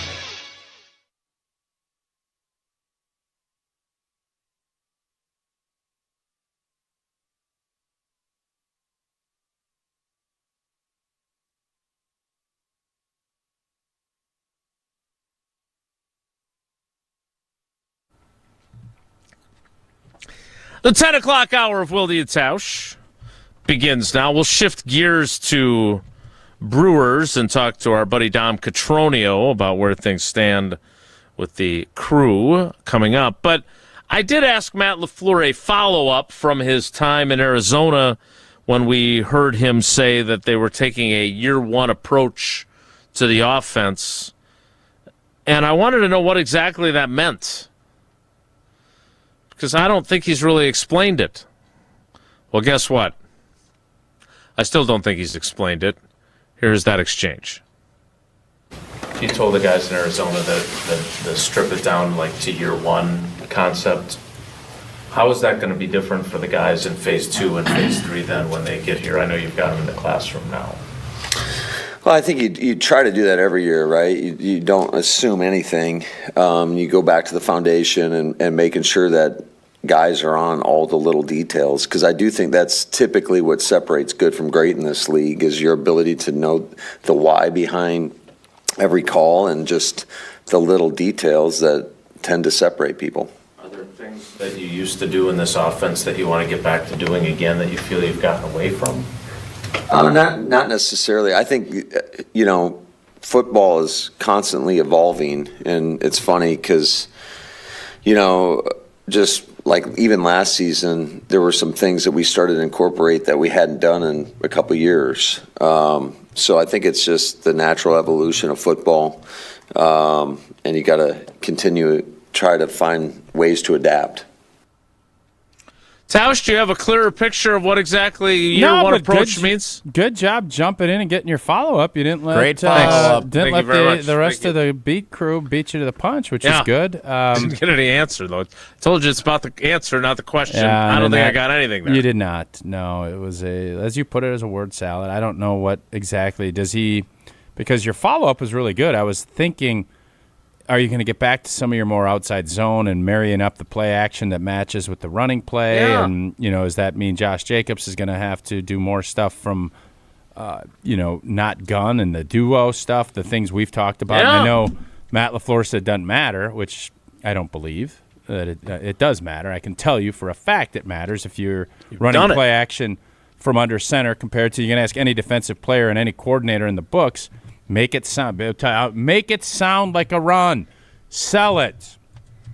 Been taught that from jump, and I don't care how much football has evolved. That is still in play. Now, if that's not what you want to do, fine. But if that is what your standard and that's what you're looking for, you do need to kind of strip things down and get back to your basics. Everybody will always say they need to get the fundamentals down, and you have to have all the details in place, and that part, Matt, is 100% right. But what that looks like and what that means to you individually as a coach and as a football team, what you're trying to accomplish by stripping it down, just stripping stuff down doesn't do anything. Now, you can have a great basement, and it could be, you strip it down, there could be some mold, there could be some other stuff, and then you all right, great. Well, you just strip it down and just cost yourself money, and you rebuild it back the same? What the hell are you doing? Doesn't make any sense. So there's got to be a reason for why you want to strip it down. Jesse, you just moved in. You've been in your new house with Irick and the great team for a while. You're not going to just go down in that basement and say, you know what, I'm going to strip this down. I don't have a plan, or I'm not going to do anything. I just want to strip it down because that's what I want to do. We would never. Thank you. There would be your next time you get a chance, say, well, what are you stripping down? And why are you stripping it down? It sounded to me like, and Jim makes a good point in the YouTube comments, that he thinks this dates back to the meeting that Goody and LaFleur and Russ Ball and Ed Policy had in Kohler. He thinks that was Jim, where... Was Jim there? Did he know? Maybe he was sitting at the bar. Maybe he's a bartender there. That's perfect. Tell us more, Jim. But this idea that they needed to make changes, this sounds like you're saying you're making changes, but when it comes to any sort of specifics, and I understand you don't want to give away game planning, but are you tipping off the Lions, the Bears, and the Vikings if you say, we want to get back to more of our, the bread and butter of what our offense is about? We've gotten away from it in a few years. Is that going to cost you in the opener? No, because you're going to practice stuff. You're going to do it, and people are going to maybe you're trying to hide stuff. That's really diabolical, but this time of year, when you're trying to get back to your fundamentals, which fundamentals are you really going to focus on? Because you can focus on a ton of different things, but you get what you emphasize as a coach. What are you going to choose to emphasize? That'd be an interesting question for Matt LaFleur. I will give that a shot the next time we talk to him. And that's true. You get what you emphasize, unless, of course, you're emphasizing takeaways on defense, because for the first time in recorded history, you did not get what you emphasized. They installed a siren and a lights in the meeting room, and they still did not get takeaways last season. So I suppose it's possible that you don't get what you emphasize. We're going to emphasize getting to Dom Cotroneo somewhat on time, so I'm going to tell you that you don't need to hop on a plane, especially not Spirit Airlines, or board a cruise ship to feel like you've escaped. Your next getaway is waiting for you in Milwaukee at Potawatomi Casino Hotel. Let's start with the stay. Biggest hotel rooms in Milwaukee. Nearly 500 beautifully designed rooms and luxury suites that are perfect for a weekend reset, a date night, or celebrating something big. And you're just steps away from all the cool stuff that's happening inside. And if you're hungry, you've got so many options, from the Dream Dance Steakhouse to the Marketplace to Rock and Brews to Canal Street Cafe to the Rui Asian Kitchen I'm waiting to try. Cream City Coffee Company, food and drink specials happening all the time. And if you've got a wedding, a birthday, or an anniversary coming up, they've got great event spaces that are going to make it unforgettable. Sophisticated relaxation, incredible flavor, and a full night out all in one place. Potawatomi Casino Hotel. Dom Cotroneo of 620 WTMJ joins us to talk Brewers next. It's Wilde and Tausch. This is Wilde and Tausch, presented by Pella Windows and Doors of Wisconsin. Call Gina Della from Pella today, 855-PELLA-WI, and online at PellaWI.com/radio. Mark Tauscher here for Zimbrick Chevrolet, the name you can trust. Well, there's nothing like a great summer road trip. Whether you're traveling around the state or around the country, it's the time of the year to start thinking about your plans to hit the road for a new adventure in the coming months. And with all the things to consider, what to do, how to get there, where you'll stay, the absolute last thing you want to worry about for a summer road trip is car trouble. Make sure your vehicle is ready to take on every potential challenge thanks to the fantastic service team at Zimbrick Chevrolet in Sun Prairie. Get a tune-up, check the battery, check your tires, change the oil, and make sure all the inner workings of your vehicle are in tip-top shape so you can focus on fun and not finding maintenance help during your summer road trip this year. Call Zimbrick Chevrolet to schedule an appointment with their incredible service team or check out their services and schedule an appointment online at ZimbrickChevrolet.com. Zimbrick Chevrolet on Main Street in Sun Prairie, the name you can trust. You're listening to 100.5 ESPN and the ESPN Wisconsin app. Tournament host Steve Stricker joins a legendary group of PGA Tour champions at the American Family Insurance Championship. Catch the action June 5th through the 7th with an exciting team competition at TPC Wisconsin in Madison. This year's AmFam Champ concert features Little Big Town with special guests Randy Houser and May Estes. Friday, June 5th at Breeze Stevens Field. All proceeds support the Steve Stricker American Family Insurance Foundation and American Family Children's Hospital. Get your tickets today at amfamchampionship.com. All day, every day, the Cardless Talk and Text line is open for you.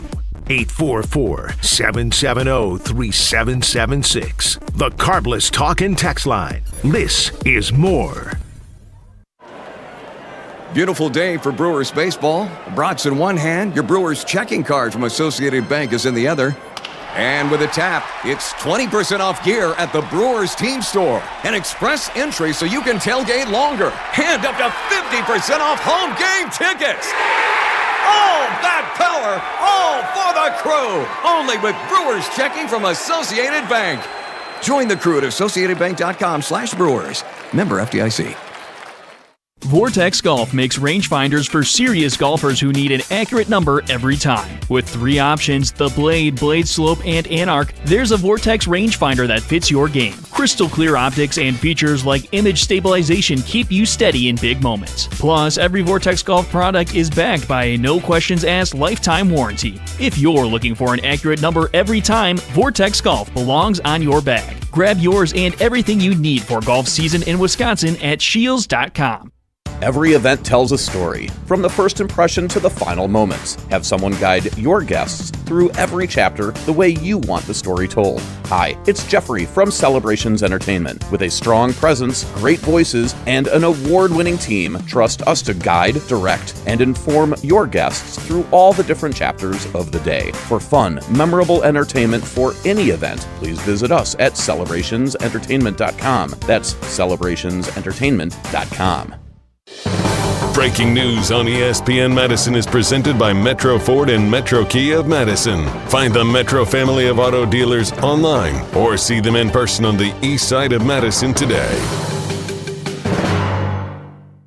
Mark Tauscher here for Pizza Hut. And when you look around right now, everything seems to be extra expensive in the world. Except this. Right now, get a large 3-topping pizza for just $10 at Pizza Hut. Try it on Pizza Hut's new hand-tossed crust. Crispy and golden outside, soft and fluffy inside. Finished with garlic parm seasoning. Available for delivery or carryout. Order today at pizzahut.com or on the Pizza Hut app. Pizza Hut. Feed good times. And remember, no one out-pizzas the Hut.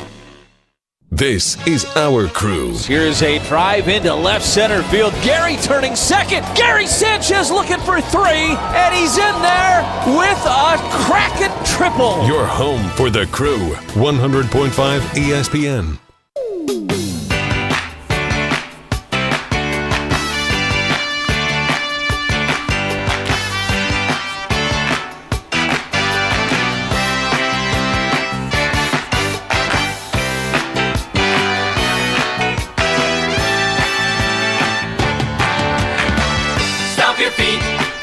Time for our Brewers guy. We stomp our feet and clap our hands when he joins us.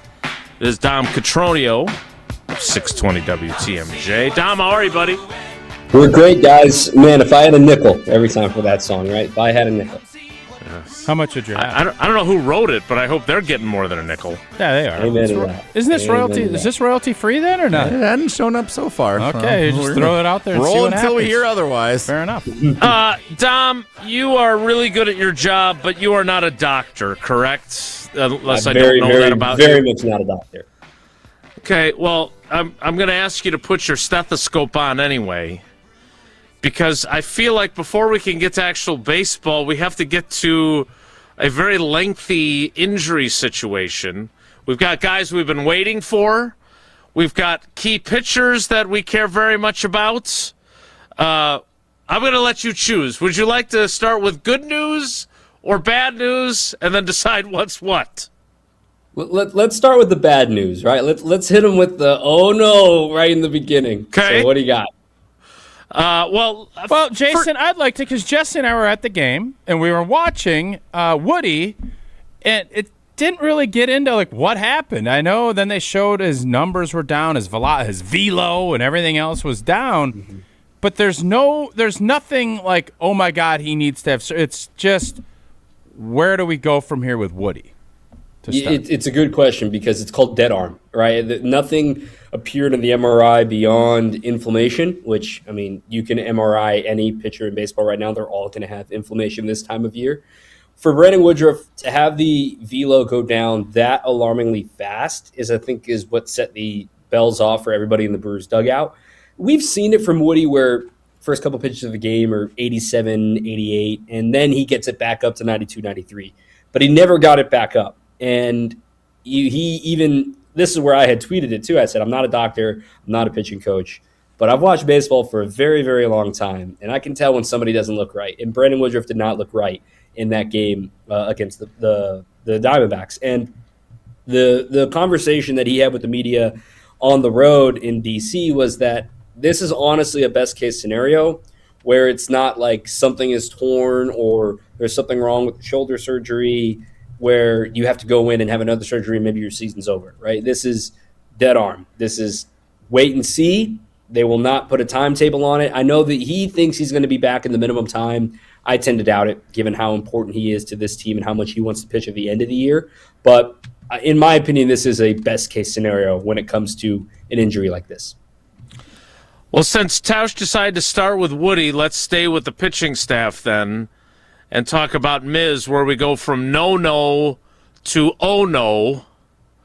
Where are we at good with one, him? Jason. That was Thank good. you. Yeah, I very appreciate that. I came up with that right there on the spot all by myself. Well, Dom, before you get into Miz, I guess the Woody part of it, I think most of us, if we have stuff that's bothering us, we want to at least know what it is so that we – so is there – has he had dead arm before? Has it been like, how do you, because the unknown is always what you're most concerned about, no?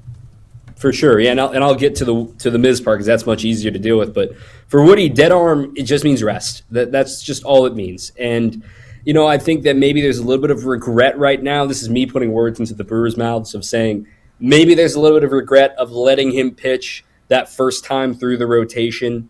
you remember the Brewers waited to the final week of spring training to name an opening day starter because they really wanted to give it to Brandon Woodruff. And they knew that there was a chance that, is he ready? Is he ready? They played him so slow during the offseason, and there was even talk of him starting the year in AAA to make sure that he was ready. And I'm not saying like, oh, somebody made a mistake by having him start the year in the regular season. There was no reason to believe that he couldn't start the year in the regular season. But now, sit back, rest. They've got the depth to handle it. Now, on the Mizorowski front, we'll find out for sure tonight. But it sounds like he's going to be good to go on Wednesday. It was a cramp. It was a flare. He did all of his running as normal in his post-start routine on Saturday. Yesterday was a throw day on Sunday, and we'll find out for sure here today. And honestly, on a personal level, I'm sure Miz really wants to pitch on Wednesday in St. Louis. Given, remember, he's a Kansas City kid and did not get the pitch when the Brewers went to Kansas City. And I'm sure there's going to be plenty of friends and family that want to come and see him pitch, make the drive over to St. Louis and see him there. So I would imagine, given all the wonkiness that the rotation's gone through this week, that Miz makes that start on Wednesday. Has any pitcher left more no-hitters without being able to finish them than him? He's got 2, and he's barely been in the league 2 years. Right, he had the rolled ankle in his big league debut against the Cardinals, and then remember he went 6 no-hit innings against the Twins in his second big league start, but then ultimately gave up a home run in that one. But I mean, Aaron Ashby said it best on Friday night. He's got the stuff that can throw a no-hitter every night, and it's getting better, which is what is so scary and so exciting about Miz, is that he's really reined in the big misses 1 month into the season where he's sitting 100 miles an hour and he's got a devastating slider and a devastating curveball. And then just for fun, he can throw a changeup at 94 miles an hour and get a swing and miss on it. And it was one of the grossest pitches he threw all night. So the sky's the limit for him, man. It's a cliche, but it's the truth. I'm really excited to what Miz can do this year. So let's cover a couple more injuries, and then we can get to actual baseball. What do you see for timelines for Vaughn, for Chourio, and for Yelich returning to action? Yeah, the bad news on Chourio is that he hit a foul ball off his ankle down in AAA. That was on Saturday. Now, it was a scheduled off day yesterday for both him and Vaughn because they were supposed to be traveling to St. Louis to meet the team on Monday. TBD on if Chourio will be returning to the team. Maybe he needs a couple more days. And a reminder, Mondays are AAA off days, so we won't see him playing tonight either. Andrew Vaughn is expected to be back tonight in St. Louis. Rehab assignment went without a hitch, back from his broken hamate bone, which is great news for this team, given they need some pop, and let alone from the right-handed side as well. And then on Christian Yelich, he's been traveling with the team and continuing his rehab progression. He is running. He is swinging off of a tee now, coming back from his adductor strain. The initial game plan was end of May, best case scenario. It seems like we're certainly still on track for that, and I would hope that that comes true because the Brewers are really in a gauntlet right now here in May, but they don't want to rush Yelly back here sooner than they need him to. So when we talked to Jeff Levering last week when Jesse and Tausch were at the ballpark, there have been some inconsistencies with the way the season has begun, some ups and downs. And he told us to just ride the wave and don't look at the standings because Jesse especially was concerned about the club being in last place in the division. They're over 500. It's a good division. The NFC North of Major League Baseball, huh? Are you of the same mind of to ride the wave and everything's going to be all right, or do you have some concerns that we should be keeping an eye on? I don't even look at the standings until July. I really don't. Jesse, everyone's telling Jesse to do this. Nobody doesn't listen. Everyone keeps saying that, but I keep hearing sponsored segments in the pregame show on the network where they read us the standings every night. So someone's looking at the standings. That is a burn, Dom. He's getting after you. Someone's got to pay for our paychecks, Jesse. I don't know why you want to bite the hand that feeds you here, man. But the way that I look at this first month plus of the season for the NL Central, if I had to put a fraud watch on somebody, it's the Reds. I under the hood, the numbers don't look great. I don't think this is very sustainable for them. The Cubs are legit. The Brewers are legit. The Pirates have improved, but enough to be a top team in the division, I'm not sure. The Cardinals are fun, and what a story it's been for them to have 19 wins and to win a series against the Dodgers. again, it's not sustainable. They don't have the pitching in the long run. But so, no fraud watch for the Cardinals? I'm not putting them on fraud watch because they weren't expected to compete. All they weren't right. expected. They weren't. They're going to end up falling to where they're supposed to be. Like, that's where the law of averages. The Reds, I know they made the playoffs last year, and I'm not trying to disparage the city of Cincinnati. No, but the Reds made the playoffs more because the Mets collapsed, not because the Reds fought their way into the postseason. Right? That's just my read of the situation. Yeah, I still think the two best teams are the Brewers and the Cubs. I love the fact that you're kind of labeling. Like I like that you're putting it out there. So you still think Cubs, Brewers. When you're watching the Brewers so far, what is the one thing that has pleasantly surprised you, and what is, I'm assuming it might be pop with home runs and things like that, but what is the one thing that you'd say if the Brewers don't have the season that we all hope they do, it could be this is the reason outside of injuries? For me, it's bullpen. The bullpen's the thing on the last part there, Tausch, where, Koenig's hurt. He's still working his way back. Angel Serpa, I know he struggled in the beginning of the year, but he was a really important piece for the Brewers. He's now considering Tommy John surgery, so he could be out for the year. You throw in the fact that McGill's been off to a slow start. He's been better, a lot better as of late, the last week or so. And Uribe even has a couple of tough ones so far this year. It's not as locked down in the back end as it has been in years past. That's my number one concern right now for this team because it's really hard to acquire relievers and really hard to develop relievers. The pleasant surprise of this team, honestly, just has to be the way that they've embraced the small ball as quickly as they have, right? It's because of a matter of necessity. You miss three everyday players like Yelich, like Vaughn, like Churio. You need to do something differently. And it'd be concerning that, a team that doesn't hit home runs, obviously, didn't have other ways to score runs. They're still top 5 in baseball in runs per game, even in bottom 5 in baseball in home runs hit. So I understand the argument of you need to hit homers to win games, which is true. But if you're not hitting homers, generally those teams aren't doing other things either. The Brewers are the unicorn that are able to do small ball, that lead baseball in walks, that lead baseball in stolen bases, and other ways to generate runs aside from homers. Talking with Dom Cotroneo on Wilde and Tausch.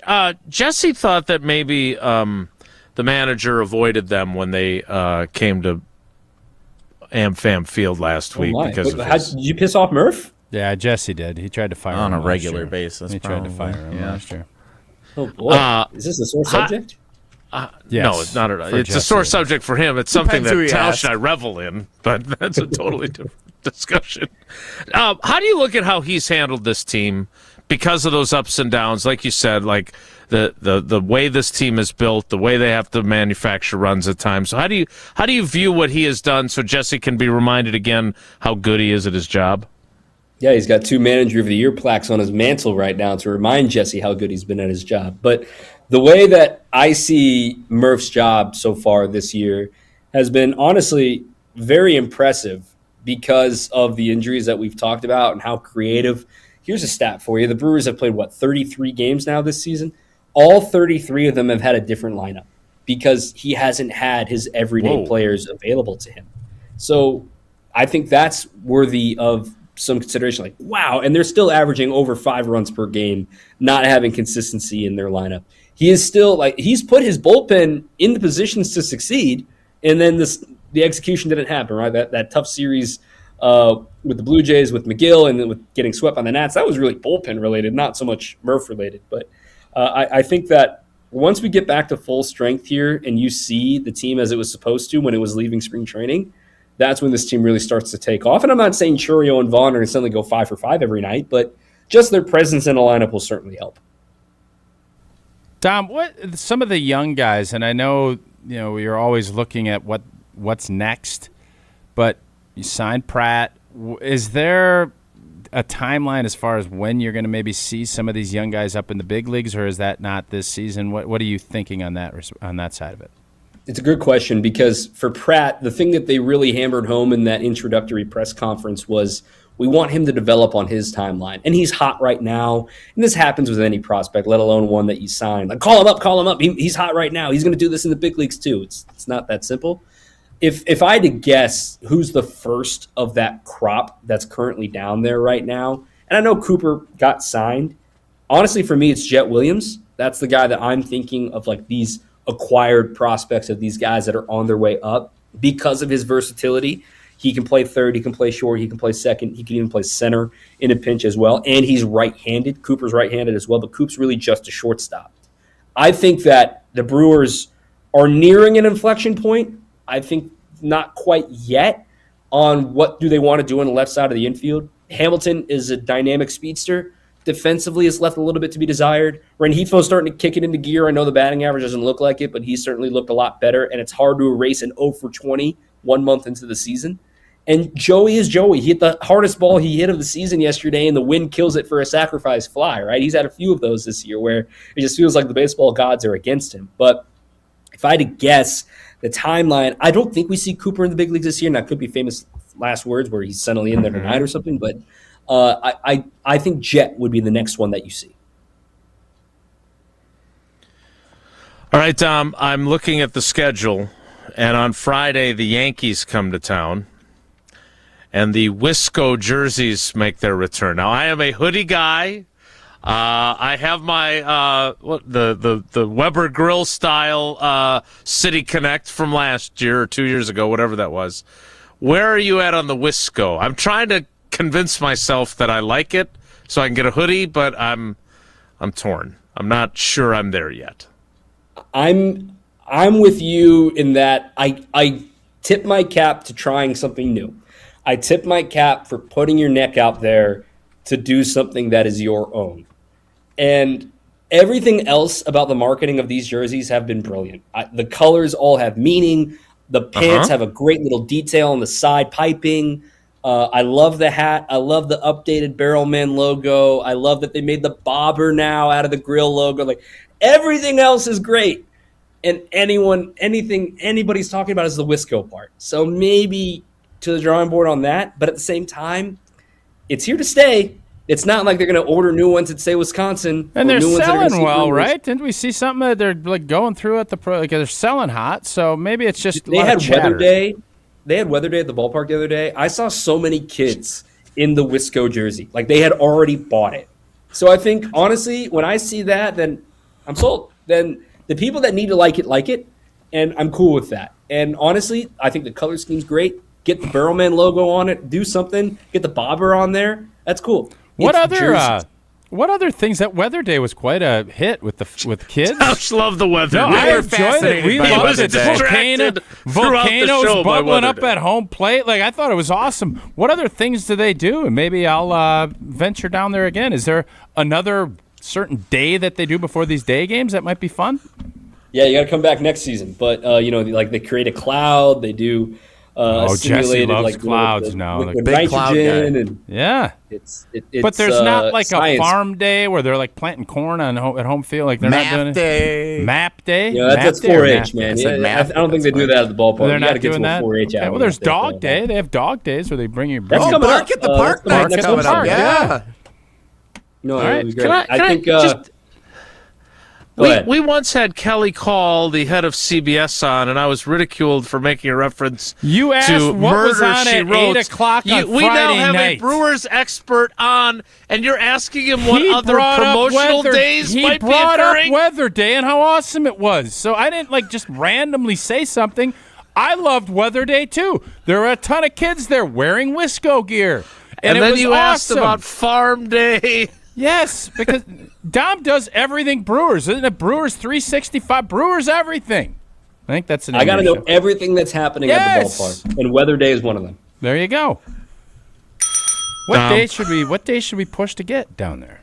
Let's get you to bark at the park night. That would be fun. I'd have to get a dog first, but that's who knows? You never know. Malik Willis first pitch night. May I think the might 4th be you. consider. Isn't there a May the 4th be with you? you? They did Star Wars night already. Yeah. Oh, they did? Yeah. Okay. Yeah. Well, there we go. How about Murder, She Wrote night? Dom, we appreciate your time, even if it doesn't sometimes seem like it. We really do. And we're always smarter for having our conversations with you. We appreciate you, buddy. Thanks. Thanks, guys. I've seen all the promos in my minor league days. Trust me, whatever you come up with, I've seen it. There you go. Well, there's something to explore the next time. Some of your favorites. Oh, boy. That stadium would be full. Thank you, Dom. The stadium would be full if we have Secretariat Day. Why would that be? Because of his lineage. Because of his lineage. That is Dom Cotroneo. What did you think? What did you think I was going to say? I don't know. You just said did you really not? You couldn't infer from what I was saying? Your zinger was the stadium will be full that day. Yeah. I was just curious as to why. Because they don't. It's not horse day. They don't allow all the horses in. It would actually be fun if they did like Derby Day and everyone dressed like they do with those crazy outfits for the Kentucky Derby and the sausages are all horses. It'd be fun. Okay. It's a good idea. See if Dom can get on that. 4-H Day also may or may not be coming. America needs farmers, etc. More Wilde and Tausch straight ahead. Stick around. This is Wilde and Tausch, driven by Zimbrick Chevrolet in Sun Prairie on 100.5 ESPN. See their full inventory at ZimbrickChevrolet.com. Wisconsin weather doesn't ease into spring. It keeps you guessing. That's why your windows and doors need to handle everything. At Pella Windows and Doors of Wisconsin, we build for year-round comfort. Get the look you want for the home you love with 0% financing options available. So you can upgrade now and pay over time. Plus, enjoy a free in-home consultation, expert installation, and a 10-year limited warranty. Schedule today at PellaWI.com. Certain restrictions apply. It's 5/31/2026. $2.3 million. A recent Schwab survey of Americans says that it takes $2.3 million to be wealthy. But you may have had your financial plan set on a bigger or a more humble number. But if you're looking for added insights on how to get there or how to avoid some tax pitfalls on the way, Annex Wealth Management is ready to listen. Mark Tauscher here, and whether your situation is complex or simple, the Annex Wealth Management team can give you wealth expertise and guidance on reaching your goals. Annex Wealth Management. Know the difference. Steady. I hit my thumb. What's up, Madison? It's Stacy from Bruner Realty. Did you swear that you'd get that house project done ages ago and now it's causing you real pain? From leaky faucets to light fixtures, let our handyman team at Bruner Realty fix it all. Fast, friendly, and without the agony. We take care of it so you don't have to. Visit fixedbybruner.com. That's fixedbybruner.com. Ben Brust here for the Princeton Club. If you're looking for your better tomorrow, you know where to go. It's the Princeton Club. If you're looking to grow, it's also the Princeton Club, because they will cheer for you in all areas of your life. The best way to do that is to start a foundation of having a healthy body, and your growth will start from there. With the cleanest health clubs in Wisconsin, they provide everything for you to reach your goals. Start your better tomorrow today and grow in all areas of your life at the Princeton Club. Join for a better tomorrow. Chevy trucks have you covered when the road takes you from smooth sailing to Chevy Colorado will eat up some of the toughest terrains with 5 available drive modes. And Silverado and Silverado HD have the muscle to take you out for some serious with multiple engine options and impressive towing. While Silverado EV is the perfect combo of performance and capability. Nice. Making it a snap to hitch up this electric truck and hit the road. Wherever the road leads, Chevy trucks are right there with you. See your Badgerland Chevy dealer today. Free Food Friday on ESPN Madison is brought to you by Vintage Brewing Company. Whether you're looking to get carry-out, delivery, or dine-in, Vintage Brewing has lots of great options on their menu. Vintage Brewing Company prides themselves on being a great place to hang out and enjoy classic Midwestern hospitality. Vintage Brewing Company has multiple award-winning beers, so be sure to try one the next time you're in. Head to VintageBrewingCompany.com to make a reservation today. That's VintageBrewingCompany.com. Brewers fans, cheer for the crew with jewelry that's always a hit. At Chalmers Jewelers, we're proud to be an official retailer of Milwaukee Brewers jewelry for fans who know diamonds aren't just on the field. Prices start at just $40. That's almost less than a beer and a hot dog at the stadium. Nothing says Brewers fan like jewelry that hits a home run. Chalmers Jewelers in Middleton and Madison. You train hard, you work hard, but are you recovering well? At Sauna Day, Wisconsin's first thermal bathhouse in downtown Madison, we bring together the science of heat, cold, and rest, shown to support cardiovascular health, reduce inflammation, improve sleep, and boost mental clarity. Whether it's post-workout, easing sore muscles, or just a couple hours to reset, this is recovery that's proven to work across the centuries. Go solo or bring your crew. Sonaday, proven to raise vitality and designed to feel good. We're on the Badgers. The bottom line on it is you're going into a monster season. Because we're on Wisconsin sports. And now there's more change, more things that aren't stable than there ever has been before. This is 100.5 ESPN.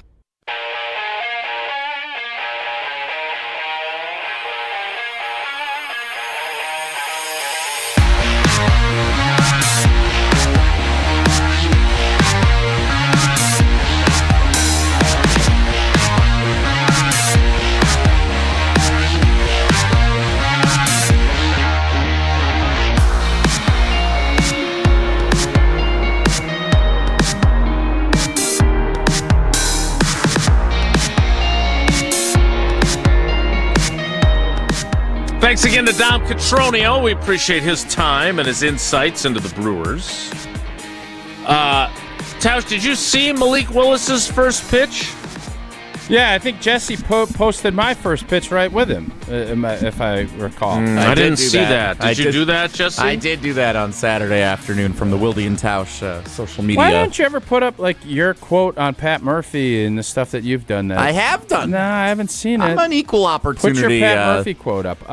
So I did Clipper? see Malik Willis. Yeah, I didn't think it was that big a deal. Like he airmailed it. What are we mad about? I'm not mad about anything. I was just curious because I think. I mean, I'm just wondering. Like Jesse, Same thing we were upset with Jordan Love about. A starting quarterback in the National Football League should not throw a bad ceremonial first pitch. He's not throwing a football. He's throwing a baseball. It doesn't matter. You're a professional athlete. You're throwing a ball that far. You should be able to do it 60 feet. All right, so you should be able 6 to. inches. You should be able to shot put a bowling ball. He threw it about 70 feet, I think. It's the same thing. You're a professional bowler, or at least you think you are. No, I am not a professional bowler. I'm not even in a bowling league right now. I'm not even an amateur bowler. You're in a golf league, though. You're trying to keep your Olympic status. I'm a decorated high school bowler from 16 years ago. So now we think Malik Willis, because he airmailed it, isn't going to be a good quarterback for the Dolphins. Is that what we're thinking? I'm not saying that. Well, what are you saying? If you're Jordan Love, if you're Malik Willis, if you're a starting quarterback in the National Football League, you should be able to throw a ceremonial first pitch, lob city in over home plate to look halfway decent. Mahomes, not they terrible. posted Patrick Mahomes when he was a rookie. He airmailed it just like Malik Willis did. I think he's turned out okay. Yeah? Yes, and we gave Love a hard time for lobbing it in there like an eephus pitch. Who did? I missed that. The first one he did, and then he got teased by his teammates. He was focused on his most recent one being better because the negative reaction to his performance. I think he was embarrassed. We want these guys to be perfect, and I think you're going to be probably disappointed if that's what you're looking for. Do you want Malik Willis? It's not. He airmailed it, right? That's what his throw was. It went way high and outside, all the way to the just backstop. like Bob Uecker would have loved it. Just a bit outside. He tried the corner and missed. Now, wait a minute. This isn't Malik Willis. No, that's Tausch bouncing it in. Yeah, and nice you know right what? to You know him. what Malik Willis and Tausch both had in common in their pitches? Went to the top of the mound. If you're going to throw at the first pitch, you go to the mound. Otherwise, don't even go out there. If Malik Willis throws a bullseye strike, no one says anything about it on social media. It's just, cool, quarterback of the Dolphins was here. Yeah. The only thing that happens from throwing a ceremonial first pitch is if it goes poorly, and it goes viral for things like that. And the only way that happens is if you go to the top of the mound. So just check the box, make the people happy, hype up the crowd, and don't go to the top of the mound. I'll say this: Max got confirmed yesterday. Had a great ceremony. Congratulations, Thanks. Max. He's excited about it. The priest kind of gave a really good sermon, and it was about being excellent. He didn't mention the show. He did not. About being excellent and chasing excellence. Don't just go and half blank stuff. You're going to be whether it's a religion that you're in or whatever you're doing, go do it. You go out and you go throw it from the grass, you might as well just not even go. Just you're half blanking it. And if that's what you want to do, great. It ain't going to be what you want to do. And if you want to get criticized, let the people outside the arena criticize you. That's part of the deal. So if that's how it's going to be, great. Don't go and you want to be a starting quarterback and you're going to be bothered because you airmailed a pitch from the mound, but you'd feel better about going on the grass and lollipopping it in. Cute. I don't want you as my quarterback. I want you slinging it from back there. And if you miss, anybody give Favre a hard time for winging it and throw? Yeah. He was in the arena. He wanted to be great. He wanted to be excellent. So all those things fall into line. Yes, we want everybody to be perfect all the time. I'd love it if you didn't mix up a hot button or have a clip ready. That would be great. Sometimes you go from the front of the mound, and that's, I'm not interested. I want you swinging from the top, and if you don't hit the right hotkey, I'm all right with it. But I want you in the arena. That's what he did. I'm good with it. Jesse, I am curious, based on your theory about throwing from the mound, why did Tausch and Malik have opposite effects? You would think that if you're throwing from the mound, it would cause the same issue for everyone. If that's your theory, is where the mistake is occurring? I have not how it works. And I'm not going to make excuses. I went to the mound. I did it. I'll do it again. I don't know when. I have a biceps tendon. Like I have. What is the word that was used? I just went and got looked at. It's shredded. Frayed. No, the word is frayed. In your labrum? I have a frayed biceps tendon up here. I have a lot of pain. And I don't sleep great sometimes because of it. I obviously had a rotator cuff and labrum when I played, right? So I have issues with it, and I didn't make any excuses about it. No, those Packers are the facts. lost 5 in a row without Micah Parsons too. That's a reason. Those are the facts of the situation. I can't even really throw batting practice anymore. I can't really get my arm. Now I can do it in here. I can do it in here, but I can't. Should have go gone back for the here. bottom of the mound. No, I'm not interested in that. I just told you. When you're throwing from, it's like if you got a great snowblower and you just leave it in the garage. Why even have it? If you're gonna go do this, go do it. If you don't, and stay home. It's no big deal. Nobody's telling you got to go out and do it. And if you make it, if it looks bad and it does that, that's life. Deal with it. I think you're going a little too macro on the specific thing that we're talking about here, which I is listened to a ESPN ceremonial radio first pitch. going over to McFarland or wherever. We had a softball game yesterday in the sleet. And these guys are on there saying that means Malik Willis isn't going to be any good and all this other stuff. Blah, blah, blah. Oh, that's nonsense. Yeah, no, it's not. It's what you're doing. No, this is PR. And this is what you're doing, too. I'm not saying Malik Willis is a What bad are you quarterback. saying? I'm saying he'd be better off running the ball to home plate than he is I am throwing no it. longer. So one of the things. What did you just say? He'd be better running the ball to home plate than throwing it. Based on the offense, I hope that's what Hafley's got drawn up down there. Whoa. That seemed unnecessary. To answer Jason's question, when you're on the uneven plane, that's what throws people off because you're normally, when you're playing catch in your backyard or whatever, you're standing on the same plane as the person you're throwing to. When you're on you could be geometry night down at AmFam Field. Why don't you tell us more? When you're on a different what does plane, an isosceles triangle have to do some with it? people, as they're stepping downward with the throw, can throw high, and some people will bounce it because they're coming down on an uneven space. So that's why you get mixed results. I heard that's a song by the Chicks. In general, it's because you're not on the same plane, which is why if you throw from the bottom, spaces. you're fine. How does that work with a rhomboid? Or a rhombus? Learn the quadratic formula. Let's play some trivia. Why did we learn that quadratic formula, and when have we used it? It's a great question. Like something ABC 1, 2, 3, 4 with like a square root thing under it. Like what did we ever even need to do with the quadratic formula? And do they still teach it? They do still teach it. What does Sydney it do is with anything? in it right now, in fact. What do you do with it? I don't know. Teach others how to do it. It works by identifying coefficients, plugging them into the formula, and calculating real or complex roots, making it a universal method when factoring is difficult. I'm just thinking now, we had calculators. Is math going to even be necessary? It's like the handshake. No. Is math going to be necessary? It's I all don't going know, to be they're gonna keep teaching it. Programmed and AI. I mean, levels of engineering use a lot of the Pythagorean theorem and things like that when you're figuring out triangles and angles and things of that nature. Things of that nature. I mean, I'm not an engineer. I'm not going to try and fake it. I just have friends who are engineers. It sounded like you were kind of faking it with your Pythagorean theorem. Yeah. I think it's Pythagorean, not Pythag. I've heard it both ways. It is. I've heard it both ways now. Let's play trivia. Jesse, I'm hoping that Malik Willis's ceremonial first pitch is not one of the questions because we just gave away the farm. You'll find out. Sports Weekend Recap is today's trivia category. Anything with the quadratic formula. Not today. Because I kind of want to know now what it is again. And Caller what the 10. hell we were doing back then learning it. Caller 10 right now for the quadratic formula trivia. You kids better learn the metric system. This system's donezo. Yeah, how's that going 35 Would you like to submit later? a request to replace Badgers Trivia Tuesday with middle school and high school math questions tomorrow? I don't know, man. I kind of like that idea, not going to lie. If it's all metrics, yes. Caller 10 right now, 844-770-3776, 844-770-3776. The Sports Weekend Recap is the category for Wilde and Tausch Trivia, presented by Cousins Subs, Iron Jock, and Vortex Golf, and it is next. It's Wilde and Tausch. This is our crew. Here's the pitch, bunting again, bunted up the first baseline. This is a very good bunt by Lockridge. Picked up by Torkelson, throws to first, not in time. Lockridge beat it out. We are Madison's home of the Brewers, 100.5 ESPN.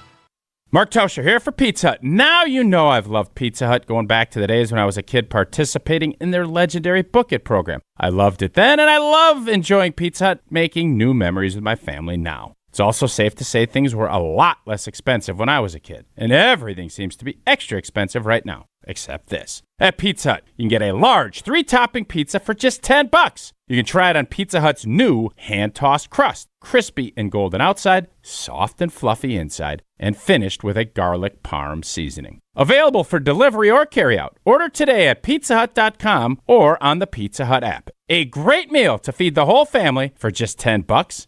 Yep, that still exists. Feed good times with a large 3-topping pizza for just $10 right now at Pizza Hut. And remember, no one out-pizzas the Hut. You, rah.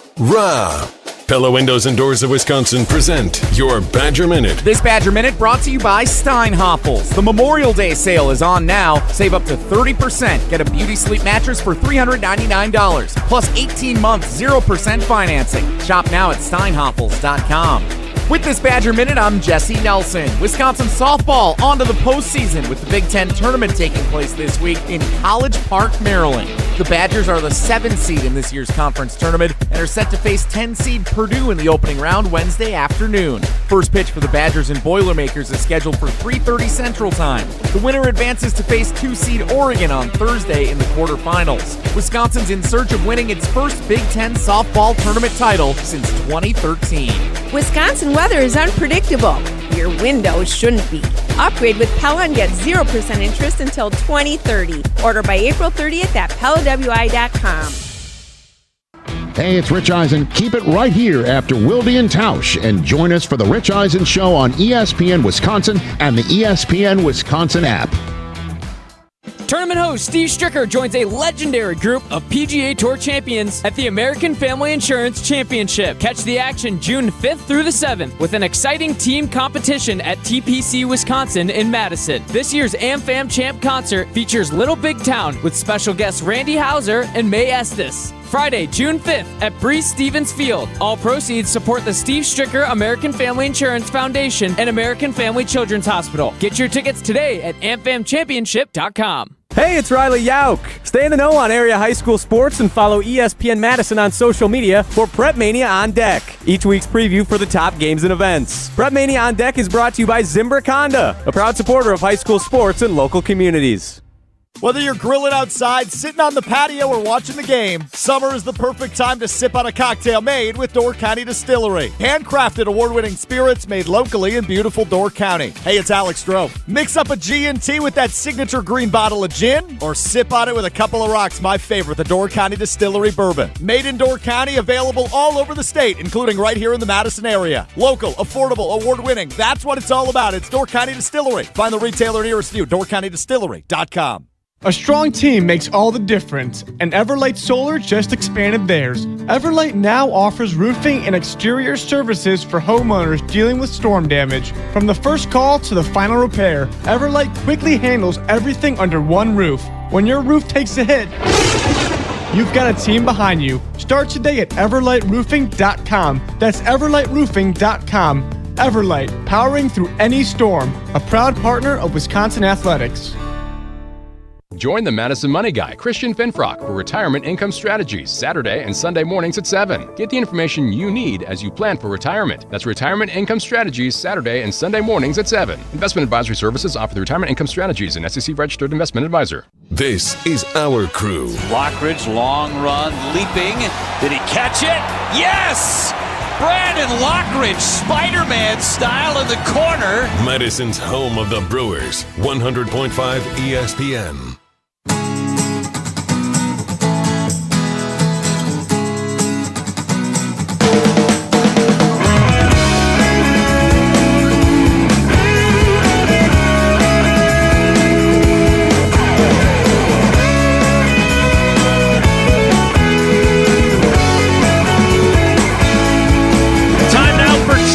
Presented by Cousin Subs, which we had for lunch on Saturday, Iron Jock, which I was wearing my hoodie when I was working in the yard, and Vortex Golf, which we got to get back on the course so the girls can use their rangefinders. Wilde and Tausch Trivia is presented by Iron Jock. No stank, just performance. And proudly Wisconsin built. Shop now at ironjock.com. By Cousin Subs. Try the new Protein Power Plays. For subs loaded with protein and made with fresh ingredients you love. All for just $7.99. And by Vortex Golf. Rangefinders you can bet on. Let's welcome in our contestant. It is Scott in Browntown. Scott, good morning. How are you today? Good. I'm going to be honest with you. I went through the questions. I would have gone 0 for 3 if I had to answer them without knowing the answers. So to you I say, because Taken was on was when I was flipping through channels the other day. So to you I say, good luck. Question 1 is this. Only one series in the Stanley Cup playoffs has gone to a Game 7 this year. Which series was it? Was it Canadiens Lightning, Hurricanes Senators, or Mighty Ducks versus the Cake Eaters?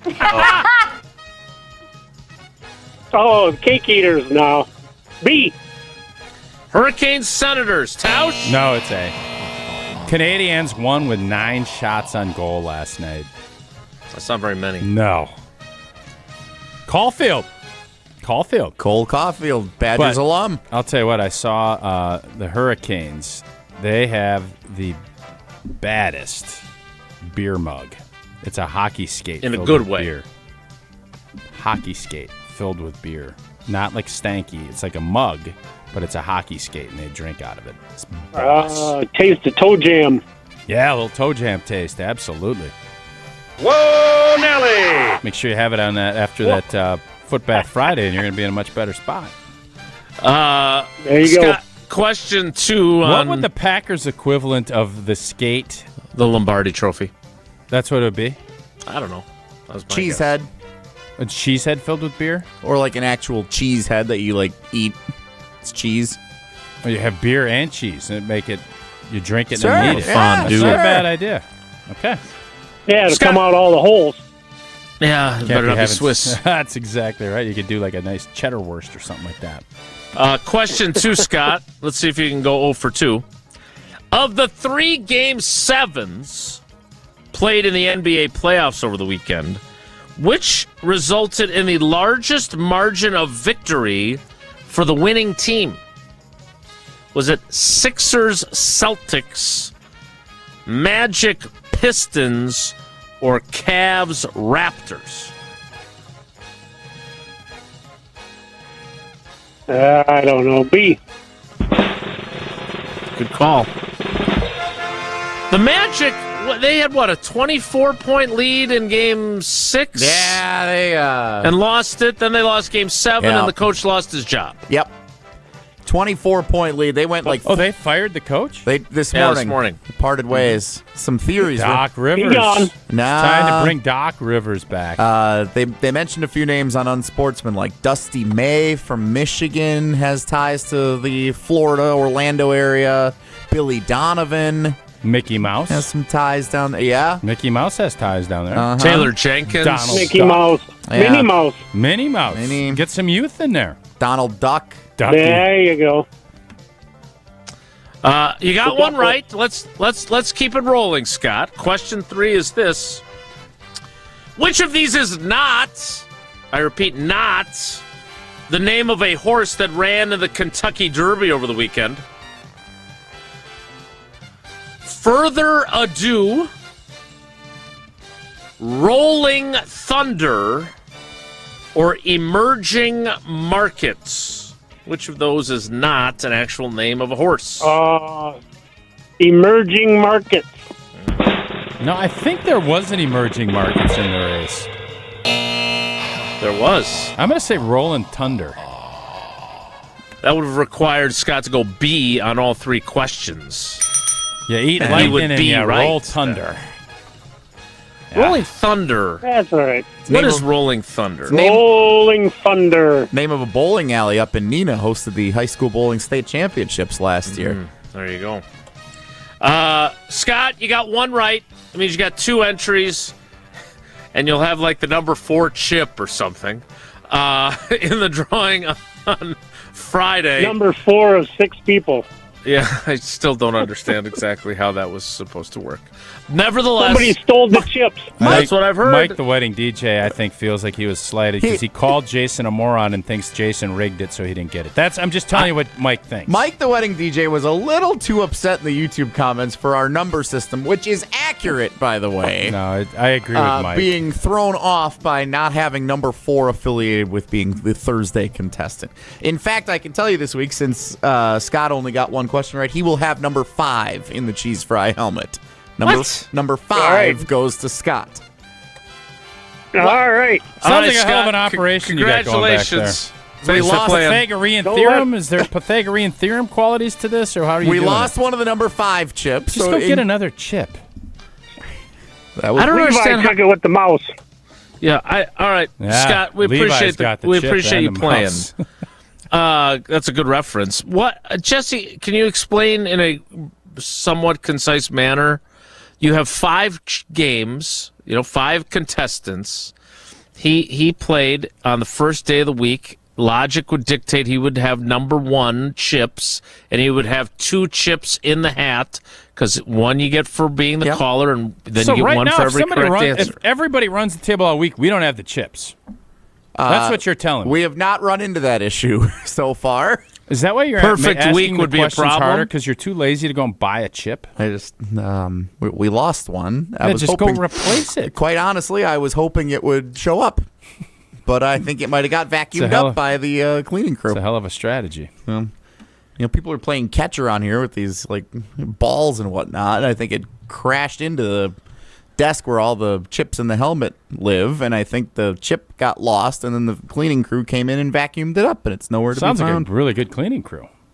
Thorough. Oh, they're fantastic. Yeah, they do a great job every day. That is Wilde and Tausch Trivia presented by Cousin Subs, Iron Jock, and Vortex Golf. The 11 o'clock hour starts in 2 minutes, so stick around. It's Wilde and Tausch. Don't go anywhere. Another hour of Wilde and Tausch, presented by Pella Windows and Doors of Wisconsin, is coming up next on ESPN Wisconsin and the ESPN Wisconsin app. Mark Tauscher here, and you know I love a smart play from the pocket. That's why I joined UW Credit Union. With their mobile banking app, I can make smart plays from anywhere. And with rewards checking perks like early payday, I score my money sooner. Stop by any of their local branches or visit uwcu.org to join and make the smart play by becoming a UW Credit Union member like I did. Federally insured by NCUA. Terms and conditions apply. This is Wisconsin linebacker Mason Posa. Mason Posa shuts the door. You're listening to 100.5 ESPN WTLX Monona, Madison. Broadcasting live from the Everlight Solar Studio, this is your Metro Kia of Madison Sports Center. Good morning, Madison, and streamers everywhere. I'm Jesse Nelson. Sports Center brought to you by the ESPN Wisconsin app. Live streaming of your favorite ESPN Wisconsin shows. Easy access to ESPN Madison on YouTube and daily podcasts so you don't ever miss a second. Your state, your teams, your ESPN. Download the ESPN Wisconsin app today. The Milwaukee Brewers, 3 games over 500, but still tied for last place in the NL Central. Anybody else in this division ever going to lose? Brewers took 2 of 3 over the weekend, lost the finale with a chance to sweep the Nationals 3-2 on Sunday afternoon.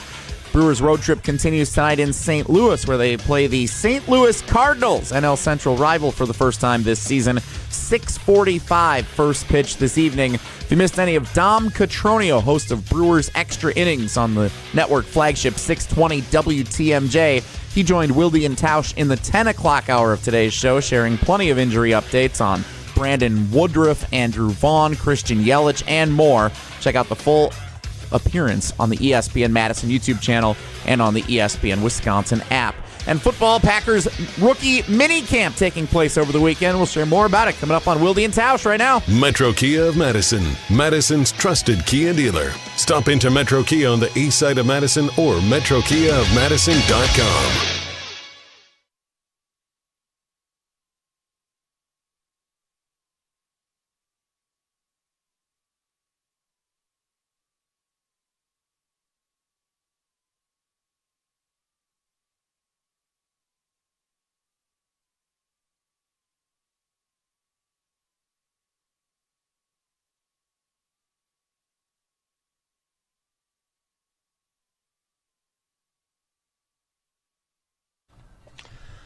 The 11 o'clock hour of Wilde and Tausch, leading into the Packers coordinators scheduled to speak, starting at 12:30 at Lambeau Field.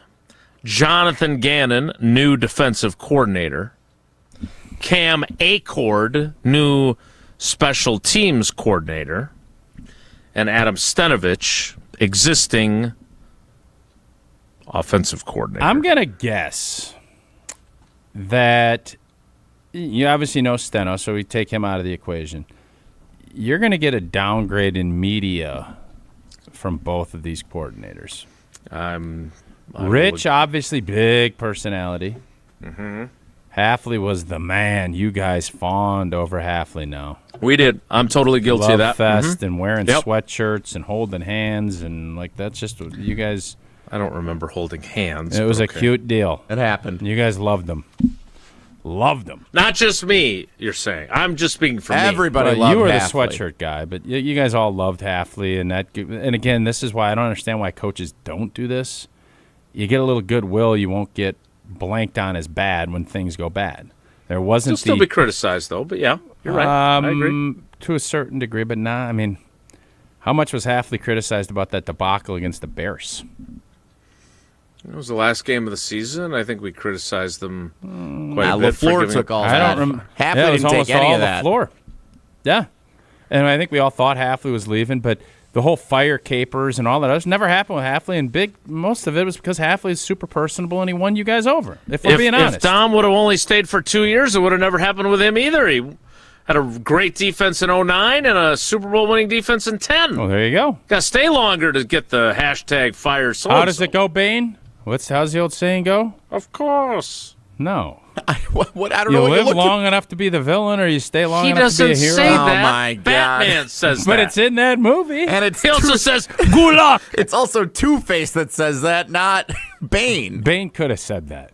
But Hafley, you're going from probably the most personable. I don't know anything about Gannon. I mean, I've seen enough. I don't think he's uber dynamic. Am I wrong? Or you're going to find out? I guess we'll find out. Wait a minute. I thought, does both Batman and Two-Face say that then? Or does Bruce Wayne say it to Jeeves? Jeeves. Oh, my God. You either die a hero or you live long enough to see yourself become a villain. Yeah. I believe both Bruce Wayne and Batman, and I thought Two-Face said it at one point too, but maybe they ended up just talking about him. You're thinking Manny Faces from He-Man. I gotta go back and watch The Dark Knight. It's been a minute. It has good a movie. Really good movie. One of the best of all time. I would agree with you. Well, we could all that. agree Bane never says that. Correct. I agree with you on the downgrade for sure. We'll see what Jonathan Gannon, how he fares today. It'll be our first time speaking to him I did text LaFleur when he hired Gannon and said he's not only got to be good with the defense, but he's got to be good with us, like Half was. And he said he will be. He's good. So we'll see. Well, take that for gospel then. That's done. You don't have to worry about it. If he says so, then he must be great. What are you going to ask him today? I am going to ask him if I get the opportunity. Again, I'm so bad at jumping routes. You still sitting in the back, or you move yourself up to the front? Yeah, where'd you sit on Friday for LaFleur? Yeah, my regular third row far right seat was where it was available, so I sat in it. I like people to be able to figure out where I am. That's late in the season last year when that seat was taken, and I sat somewhere else that threw off all three of the coordinators. That was fun. I am going to say, Jonathan, when you interviewed for the Eagles job, there's a great story about you coming in and, he asks you what scheme you run, and you say, I don't run a scheme. I don't have a scheme. The scheme runs me. Is that story true? And what do you mean by that? And how does that apply to what you're going to do here? Something along those lines is kind of where I'd like to go. Do you have any requests you'd like to give, though, that I can? Will anyone ask him why it took so long for him to talk? I'm not going to ask that. Why I don't not? think because we only have so many. You're pissed off about it. I am. But I don't think it serves our fans for me to use up one of our questions on why haven't you talked to us. What is there a quota? You only get a certain amount of questions? Yeah, we only get 15 minutes. 15 minutes? Yeah. You blow right past that stop sign every press conference. I watch those. 15 minutes? What are you talking about? Maybe a little bit of hyperbole. My questions are not 15 minutes. But to your point, if we only have 15 minutes, I'm not going to squander it on, hey, why didn't you talk to us sooner? You could ask it like, you were hired 3 months ago. We haven't had a chance to catch up with you yet. What have you been up to from then until now? Why wouldn't Gannon Murph this? And he can kill the whole 15 minutes just because now they fill that auditorium. Introductions. All right, everybody. I'm sorry. Everybody got to introduce Jesse Nelson, themselves. ESPN Wisconsin. Everybody introduced themselves, and then he's like, all right, see you guys. It's really nice meeting you. That's what he should do. Yeah, I hope he doesn't do. I really hope if you had to do that, if you were him, and you did do that, how many names? You wouldn't remember any of the names, right? Like they'd be out of your brain by the time you walk off the stage. We had a really nice dinner the other night, and everybody's name was Jim. It was beautiful. What? Everybody in the party was Jim, so it was the easiest. Even the women? No. Okay. How many people were there that there were only 8 people, Jims? so there's 4 Jims. It's great. Half the table was Jim. Jimmy's. It was Jimmy Central. Who was the only one that wasn't a Jim besides Mark? I just said everybody was Jim. You said it was 6 people. Even the non-Jims became Jim? There was some females. You're Mark. Okay. Okay. What? You will urinate in it. I'm trying. It was a fun little story, a fun little anecdote, and you got to get all like. Maybe there was 3 Jims and a Len, but it was the bottom line was it was easy, Jim, and it just yeah. Go ahead. Go ahead. That wasn't a fun go ahead. That's a you go ahead, take it. I don't know where you want me to go from here. I want you to tell me about your buddy Jim at UW Credit Union, who handles your direct deposits. Mark Tauscher here, UW Credit Union member, and for every stage of life, UW Credit Union is here forever. You proudly serving Wisconsin for over 90 years. They're going to help you reach your financial goals. Members get their money up to 2 days sooner with early payday, and you get that checking account with no monthly fees at UW Credit Union. Join today at uwcu.org, insured by NCUA. Terms and conditions do apply. Back to you, Jim. That's what I was exactly trying to. More with Jim Wilde and Jim Tauscher next. Stick around. This is Wilde and Tausch, presented by Pella Windows and Doors of Wisconsin. Call Gina Della from Pella today, 855-PELLA-WI, and online at PellaWI.com/radio. Mark Tauscher here, and as we count down to the official start of summer in Wisconsin, you know what beverage you'll find in my hand when enjoying some time outdoors: the cool, refreshing taste of an ice-cold Coors Light. At a baseball game in Milwaukee, grilling in the backyard, out on the golf course, every experience goes from good to great with a Rocky Mountain cold Coors Light. Coors Light is brewed with the 3-step cold process, cold lager, cold filtered, and cold packaged, so it's actually made to chill. The mountains on Coors Light's cold-activated bottles and cans turn blue. That's when you know it is chilled to perfection, which, besides the refreshing taste, is my favorite thing about drinking Coors Light. Refreshingly cold and only 102 calories, Coors Light is made to chill. Celebrate responsibly. Coors Brewing Company, a Golden, Colorado. This is our crew. And a swing and a miss. He struck him out. Would you like fries with that? Every pitch, every strike, every hit. To high drive, deep right, fair and gone. Hear the call of every Milwaukee Brewers game this season on 100.5 ESPN. Jumped up, Jackson Chourio brought it back. Ho, ho, ho. You're listening to Madison's home of the Brewers, 100.5 ESPN.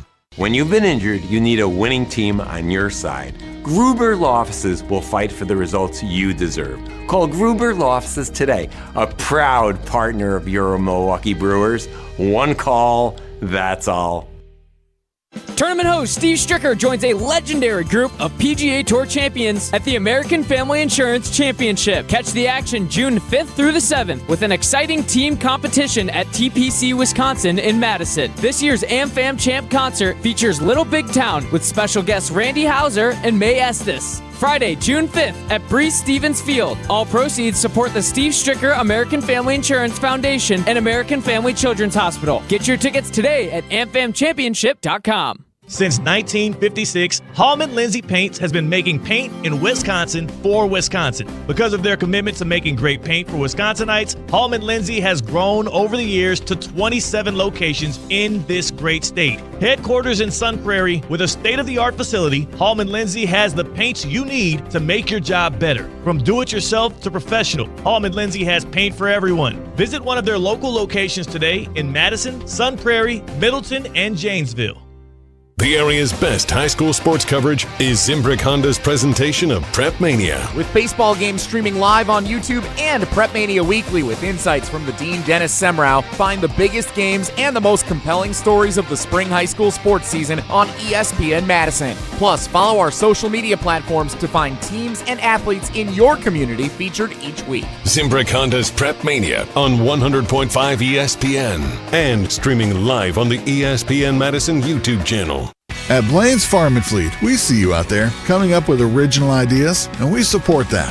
Which is why when your project needs some elevation, we have what you need to make it happen at prices that make it possible. Right now, during our Mother's Day sale, special buy 3-piece Fizzcars garden hand tool sets are just $9.99. Plus, check out great deals on hanging flower baskets, herbs, and vegetables, and 4-packs of annuals in our outdoor garden centers, now open at select locations. Blaine's Farm and Fleet. Be an original. Hi, I'm John Hayes of Goodman's Jewelers. It's hard to imagine, but Goodman's has been the diamond store of Madison since 1933, which means your parents, maybe even your grandparents might have shopped with us. We maintain the same high standards, honesty, and integrity that kept them coming back time and again. Keep their history and our history alive. Shop Goodman's Jewelers today in the heart of Madison at 220 State Street. We're online at goodmansjewelers.com. The best is at Goodman's. Wilde and Tausch on 100.5 ESPN is brought to you by Everlight Solar. Save money, save the planet. Everlight Solar.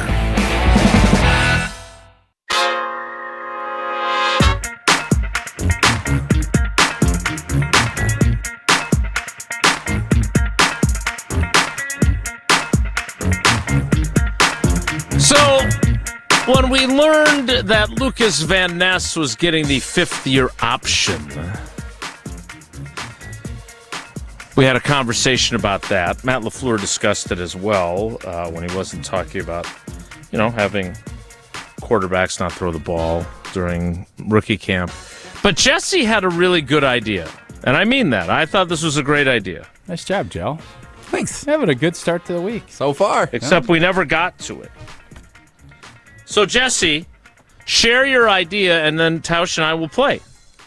So I think we all would agree Lucas Van Ness is near the top of the list if we were going to say which Packers players need to have a breakthrough season. Oh, yeah.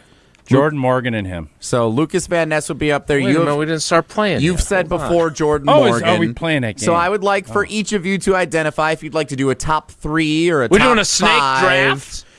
You could draft them if you'd like, sure. Which Packers players need to have a breakthrough 2026 season this year? Yeah, let's do a draft. If the team wants to be a Super Bowl Because contender.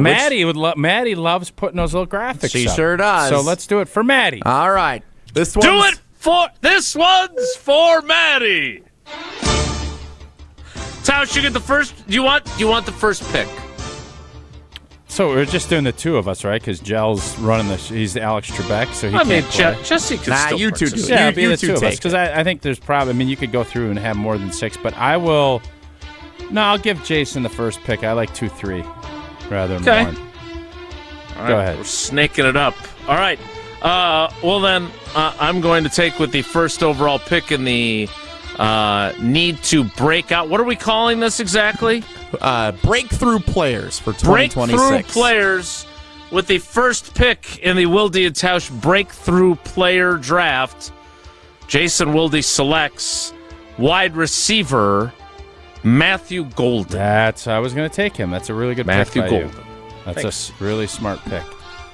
All right, 2 and 3. All right, Jordan Morgan, Lucas Van Ness. Boom, boom. Well, we're going to get to Wonelli on time. That's good. Jordan Morgan, we've discussed all offseason. You know, they have handed him the left tackle job, and I think there's a lot of question marks whether or not that's a wise move. He's a first-round pick. I think he moves well enough. Is he going to be able to figure it out quick enough so that there's going to be some growing pains? He's not going to start as Anthony Munoz over there at left tackle. He's going to grow through it, but I think he's got the right stuff to be able to do it. Now, I don't know the mentality part of it. I'm just going off a physical skill set. He has the skills to do it. Can he do it? Lucas Van Ness, we've seen, has the skills to do it. He has a rock-solid floor. He is going to be a steady, good player when he's healthy. We know that. Can he elevate himself to being a great player, which is what you would expect from a first-round pick that you pick swapped in one of the great leverage debates of all time? He's not there yet. He needs to break through, and the biggest thing for him is to stay healthy.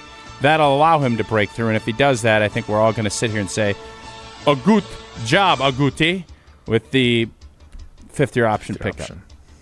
What are the parameters for whether you're eligible for this?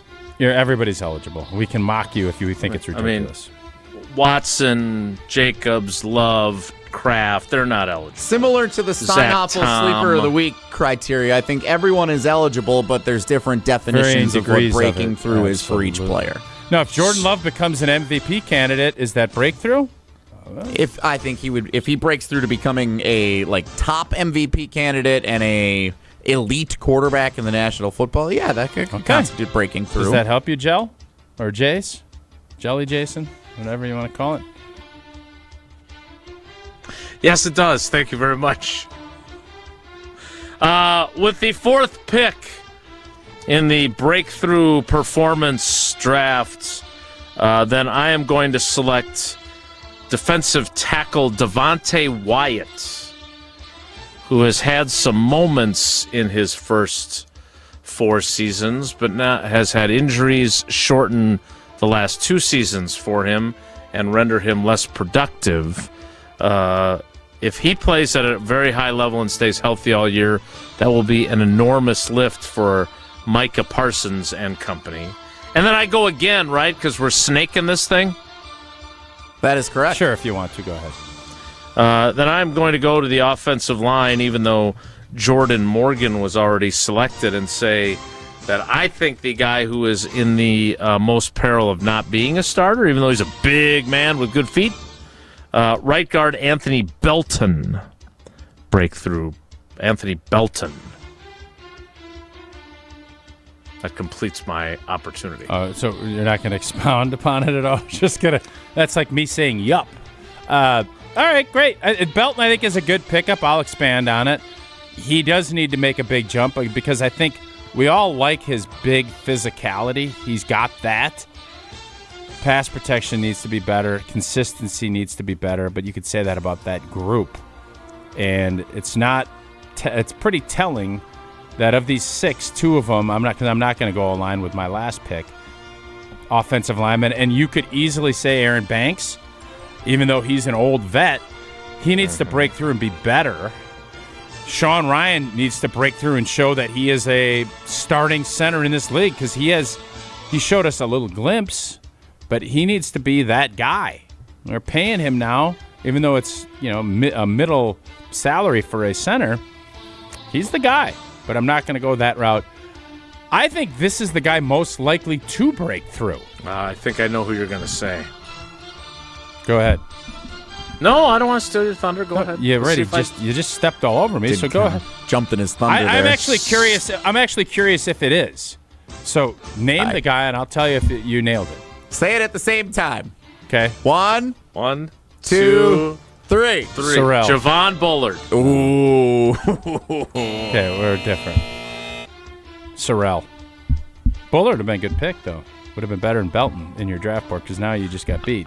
I would tend to agree. I'm kind of hedging here a little bit because I think one of these two, Van Ness or Sorrell, one of those two are going to. If Van Ness can stay healthy, I think he has a great chance to be that guy, Oppo, Micah. But there's just something about this kid, man. He sticks around the draft. He's there. He's working out with Micah. He's showing stuff. He has a really good game in that game Jason covered so well up in the Bishop's charity game up there in U.S. Bank. I just think there's something. I think he's got something. And I think he's going to show it. And I think the fact that he gets to play Oppo of Micah and get all those one-on-ones is going to help him. But don't be shocked if we're talking about him in some very glowing lights when we do this little reminiscing deal in early December. Put that down. Reminisce. December. Sitting around and reminiscing. I would like to sign, after our draft, Javon Bullard as an undrafted free agent. I don't know why I wouldn't have mentioned him. That was stupid. That's not how this works. Any other honorable mentions? No, we don't honorable mentions. He may be the one who really does break through. I mean, Hopefully. Jonathan Gannon loves to play 3 safeties at once. He obviously played a ton of nickel for them last year. What kind of triangle do you think? Because if you got a 3-headed safety, we got to come up with a triangle nickname. Is it going to be Isosceles? This is the Isosceles defense. Isasa cheese, am I right? That's not bad. Oh, it's the Isasa cheese package. That could be something after you meet Gannon. Maybe you could bring that up to him. Let me tell you something. You can't influence these guys in a lot of stuff. You can get them with some stupid stuff like this. And then he could go back and say, you know what? Wilde said Isasa cheese. I think that's something we could use. So what kind of... That's one type of... You got equilateral. All 3 are equal. That'd be great. Isosceles 2 sides are the same? You got acute. No, those are angles. Acute but and it's part obtuse. of it. It's part of a triangle. You got the angles different. Scalene. Is that? I think you so. look that up. No, I'm pulling that one from the memory bank. Isosceles, scalene, equilateral. What about you sure like acute angle? What about like a right angle triangle? Isn't that one? I don't know. There are triangles that have right angles. I don't know what they are. That's called. the one you got to put the little corner. Yeah, the little box corner. That's the key to the good triangle. I like that. Yeah, I feel like you're being obtuse on purpose. All right, those are our triangles. That is our draft. Jesse, is there anyone we left out when you conceptualized this idea that we didn't include that we should have, since you didn't draft anybody? How would you qualify Evan Williams in He broke this? out last year. You think? Yeah, well, I was going to say the same thing. Any of the rookies? We're saying no for any of the, like Cisse or anybody? No, I don't think you can break. Dentist? I don't think you can break out. I mean, I guess you could, but I'm looking at this more. You need to make a jump. You haven't played as much as you need to, and we need you to play more and better. My 3 cover that. There you go. All right, that is our draft. Could be that kicker, though. I actually thought he's Smack in the could mix. be an honorable mention here. Yeah, he's in the mix. Jason, who's kicking opening day? Lucas Havrisik. Ooh, that's bold. It would be bold. Not as bold as saying that Brandon McManus wasn't going to miss any kicks. That put the whammy on him from the jump, and he may not be employed by the time we get to the opener. Remember when McManus got up on his soapbox last year and was telling Havrisik how great it was to be? Wasn't he kind of explaining all that? Now he's going to be in the fight of his life down there. He is going to be battling. What's it going to take? If Smack is just good in training camp, is that good enough? So my question, to answer your question, as has happened once or twice on this show, what would you rather eat? A 6th-round pick that you did not then end up keeping the kicker, or the $1 million bonus that you paid your veteran kicker and then you go with the rookie? Money ain't nothing. I agree. $1 million in this business is that's not even because Randy Johnson hot dog not money in the mix. Yep. I would think that Brandon McManus has to be like far and away superior. So he's going into this as an underdog. Do you disagree when I say that? I'm asking. I say yes. Okay. Do you disagree? I think McManus is still going to be the kicker on opening day. You do? I do. Yep. I think the Packers think they'll be able to kind of shovel old boy away on the old practice squad and keep him growing, and yeah, that's what I think happens. Cam Acord has no connection to Brandon McManus, and apparently he pushed hard for Trey Smack for whatever that may be worth. We'll see what he has to say about the kicking situation coming up in about an hour from Lambeau Field. Before we can do that, we got to do Wonelli, and before we can do that, Tausch needs to tell us about Annex Wealth what is today? Management. Today's the 4th. We got a couple more days of talking about my favorite spot, and that's Nashatoa. Right down there, the beautiful red circle. This one's for you, John, Jim, Joey, Leslie. This one's for all you collectors, sports memorabilia fans, and families who want to get their legacy right. Wednesday, May 6th, 6 to 7:30 p.m. That's right in my sweet spot. Annex Wealth Management is hosting a special evening called Passion, Assets, and Legacy, preserving the stories behind your treasures. And it's at the beautiful Red Circle Inn in Nashatoa. Nashota. I'm going to get this right. Hopefully we get another read on Wednesday about it. We're not talking about IRAs and 401ks. It's the stuff that really matters. Your sports card collection, signed memorabilia, artwork, jewelry, wine collection, family heirlooms, even your pets. You're going to learn practical ways to create a clear plan for those special items, how to gift them, sell them, donate them, pass them on, without causing those family fights or headaches down the road. A seasoned financial planner and professional estate appraiser is going to walk you through real-world strategies, tax-smart ideas, and ways to make sure your treasures tell the story that you want. You're going to get hors d'oeuvres, wine, spirits, everything, and a great dinner in a relaxed setting with other collectors and legacy-minded. It's a free, intimate workshop. Space is limited, so go to events.annexwealth.com to reserve your spot. Who doesn't like a nice, beautiful night with wine, spirits, hors d'oeuvres, and a great dinner? I know I do. Again, that's events.annexwealth.com. Don't miss it. May 6th at the Red Circle Inn in Nashatoa. Right? Nashua. Are you doing? I seriously just. No, are you doing this on purpose? No, this one really fuddles with me. Nashota. You're heading to Nashota, which is down in Waukesha, right? Near Heartland. Yeah. Don't miss it. May 6th at the Red Circle Inn in Nashota. Brought to you by Annex Wealth Management. Again, that is events.annexwealth.com. Nashota. Whoa, Nashota is next. It's Wilde and Tausch. This is Wilde and Tausch, driven by Zimbrick Chevrolet in Sun Prairie on 100.5 ESPN. See their full inventory at ZimbrickChevrolet.com. Dealing with storm damage? That's never fun. That's why homeowners are turning to Everlight Solar for roofing and exterior repairs done right. They handle the entire process, from insurance claims to fixing your roof with one trusted team. Less stress, faster solutions, and a home that stays protected from the elements. If your roof took a hit, Everlight's got you covered. Visit everlightroofing.com to get started today. That's everlightroofing.com. Everlight, a proud partner of Wisconsin Athletics. $2.3 million.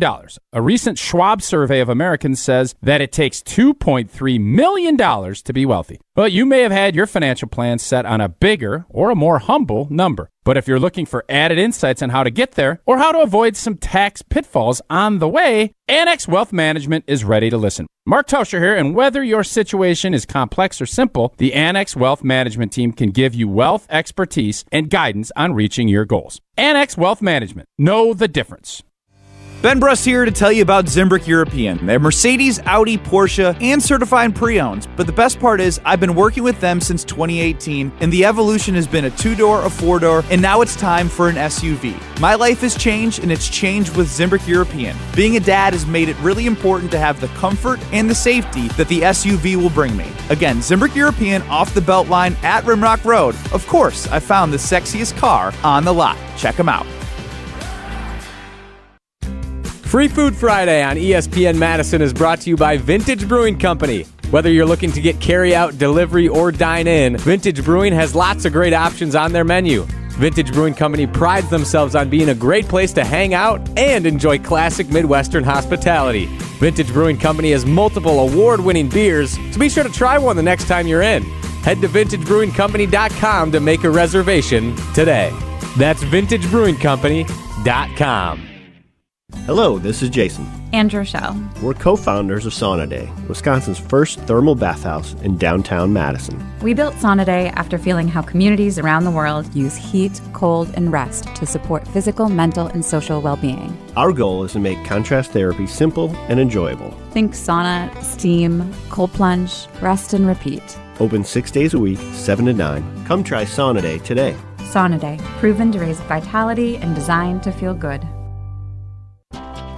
Running a business doesn't leave time to wait. You need answers and a banker who responds. At Starion Bank, you work directly with local decision makers who understand your business and act quickly.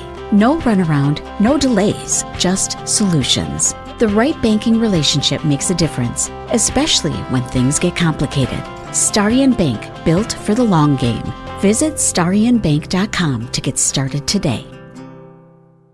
Experience the future of recovery at Carbon World Health. They've brought Escape Robotic Massage to Madison, the world's first AI-powered, fully automated therapeutic massage that's customized to your body every time. Using advanced body scanning, Escape maps your muscles and delivers precision-calibrated pressure to release tension, reduce inflammation, and accelerate recovery. Book your Escape session at Carbon World Health and feel what the future of wellness really feels like. Carbon World Health, your body optimized.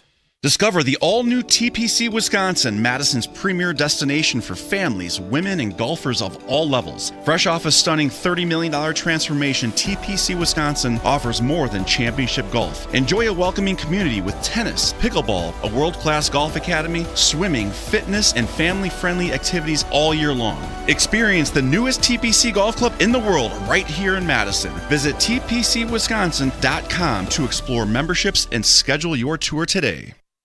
We're on the Packers. This team is going to be better than what they were last year. Because we're on Wisconsin Sports. You may have Jaden Reed, Christian Watson, and Tucker Kraft all together for the first time since 2024. You're listening to 100.5 ESPN.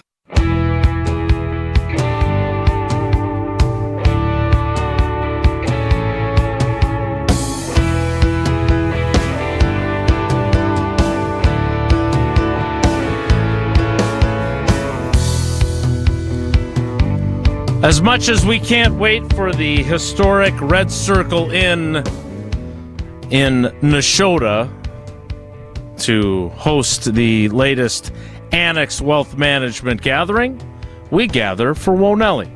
If the topic is good, the guys discuss. Just the other morning I had breakfast at Tracy Rocker's house. His mama brought out 15 flapjacks. He said, Mama, take back 5 of them flapjacks. I gotta stay hungry for the Crimson Tide. But if it's not, the show must go on. It's time for Whoa, Nelly! On Wilde and Tausch. Does our show have an official stance that we want to take on the Savannah Bananas? Yeah, they're fun and whimsical. That's my stance on it. Fun and whimsical. Yeah, I feel like I kind of like that. I think they're going to wear out their welcome sooner rather than later, but they're a fun, whimsical bunch. They were getting a little flack over the weekend. They played at Texas A&M's football stadium in College Station, Texas. The story of this guy that invented it is, I love it. 102,000 fans, but the field was preposterous because it was like 204 feet down the left field line and like 500 something down the right field line because they just they didn't like adjust for the outfield corners, or they just kind of put the diamond in the corner and said, figure it out. You got to pitch to your park, man. Lefties, you got to jam them in. Righties, you got to pitch away. Make them, it's a short porch down at left field. It's like Yankee Stadium. It seems like there are those who are annoyed by the Savannah Bananas. Almost every game is televised now on. Don't watch it then. ESPN. It's a real simple solution. We live in a pretty simple world. Sometimes you can't run from things, like there's policies and things that will affect your daily life. This ain't one of them. I don't like the Savannah Bananas. Don't watch the dang thing. This isn't hard. You don't have to. You don't have to buy. It's not as if they're saying you have to go and buy a ticket and you have to watch this. Hey, click. It's not hard. Jason? I believe they're coming to Green Bay in like a week. What? They're playing at Lambeau, huh? I don't think so. I think they're playing at the North Woods League Park here. No. Savannah Bananas are not playing in a stadium that fits 500 No way. people. They just had 102,000 in Texas. So just wait. They're going to go to the local grocery. Come on, man. There's no what way are those tickets? 100,000 a ticket? They are playing AmFam Field at some point this year. I don't remember when. June, I think. Maybe Jason's right. Maybe they're playing in the park back by his house. Wilde got these guys to come in. I don't know how he pulled it off. Then the Yankees are playing there. The Yankees are coming right after. They're playing at Preble. I just know Sydney was invited to go. Maybe it's Milwaukee. But I know that they're coming to Wisconsin sometime soon. Just wait, the Savannah Bananas invited Sydney to go to the game? No. That's really One nice. of her friends has tickets and has an extra ticket and invited Sydney to go. This is something Wilde would go to. He would leave his Bananas. house to go watch the Savannah, if his girls were going. Yeah, I could see him going to He'd go once. Maybe.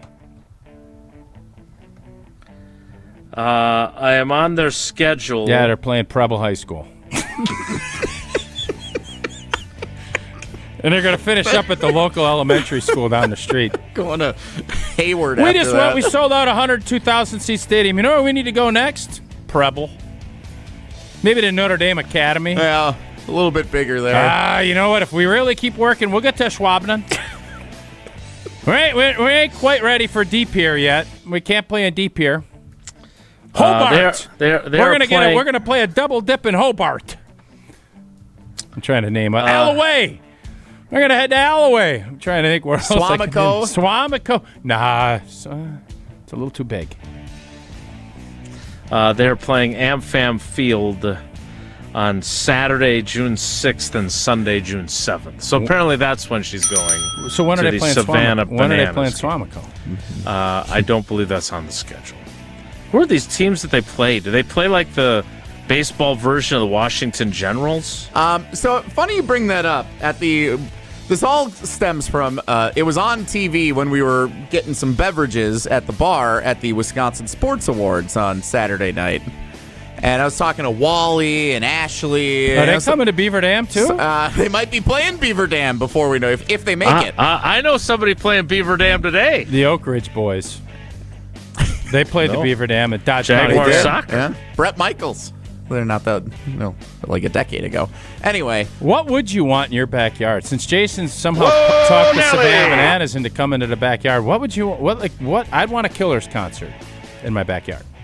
That's what I'm picking. What are you picking? I'd like a production of Hamilton in our backyard. We can sit on the deck. I think you could probably grill some steaks. You could do that. You wouldn't get that normal group, but you could get some random Sun Prairie kids just come over and do we could Hamilton. Get a Hamilton production in our backyard. They want to shoot their shot, so I would think they'd do that. Don't want to waste it. They don't want to throw it away. Yeah, it's true. But anyway, we were talking about how the Savannah Bananas, the best. Are coming to Preble. The best comp for them is the Harlem Globetrotters. Yes, for sure. But there isn't really like a Washington Generals like the other team. The Tailgaters was the Texas team. They beat them on Saturday night. So, like, it happens. And then we looked up how many times the Generals. The Bananas were only as good as next day's starting pitcher. So the question we ended up asking was, if the Globetrotters lose to the Generals, do fans who go to the Globetrotters games storm the court? Because you Really probably good question. should. Yeah, you should.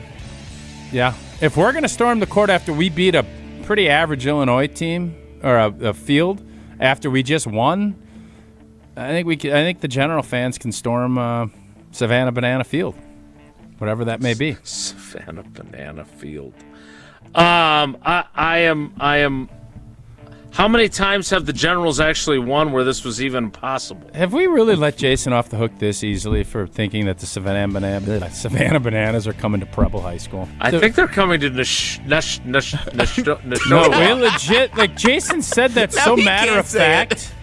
Like he was dead sure about it. I think they're coming to Green Bay soon. Nah, you said Sid's going. She is going. Apparently, it's at AmFam Field.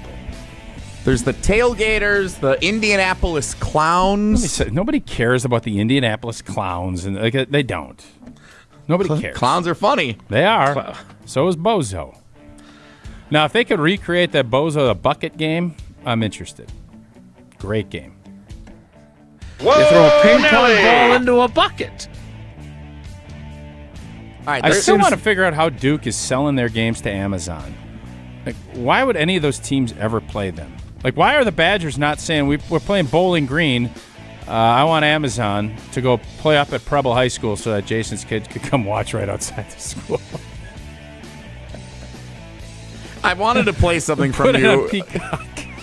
Whoa, Nelly! Tausch, one of the things you love in sports is when a team loses in gut-wrenching fashion and the message afterwards is, great season, everybody. That was a good season. And there's not any pushback for blowing a big chance at success. No, I just think that there's a huge difference in the way people are covered. But continue. So the Boston Celtics blew a 3-1 lead against the Philadelphia 76ers as a 2-seed. Boston is now out of the playoffs. And after the loss on Saturday night, now Jaylen Brown he had a bit of an adventure. He also did a live stream where he was criticizing the officials and Joel Embiid for flopping. But this was what he said in the locker room during the post-game press conference after Game 7.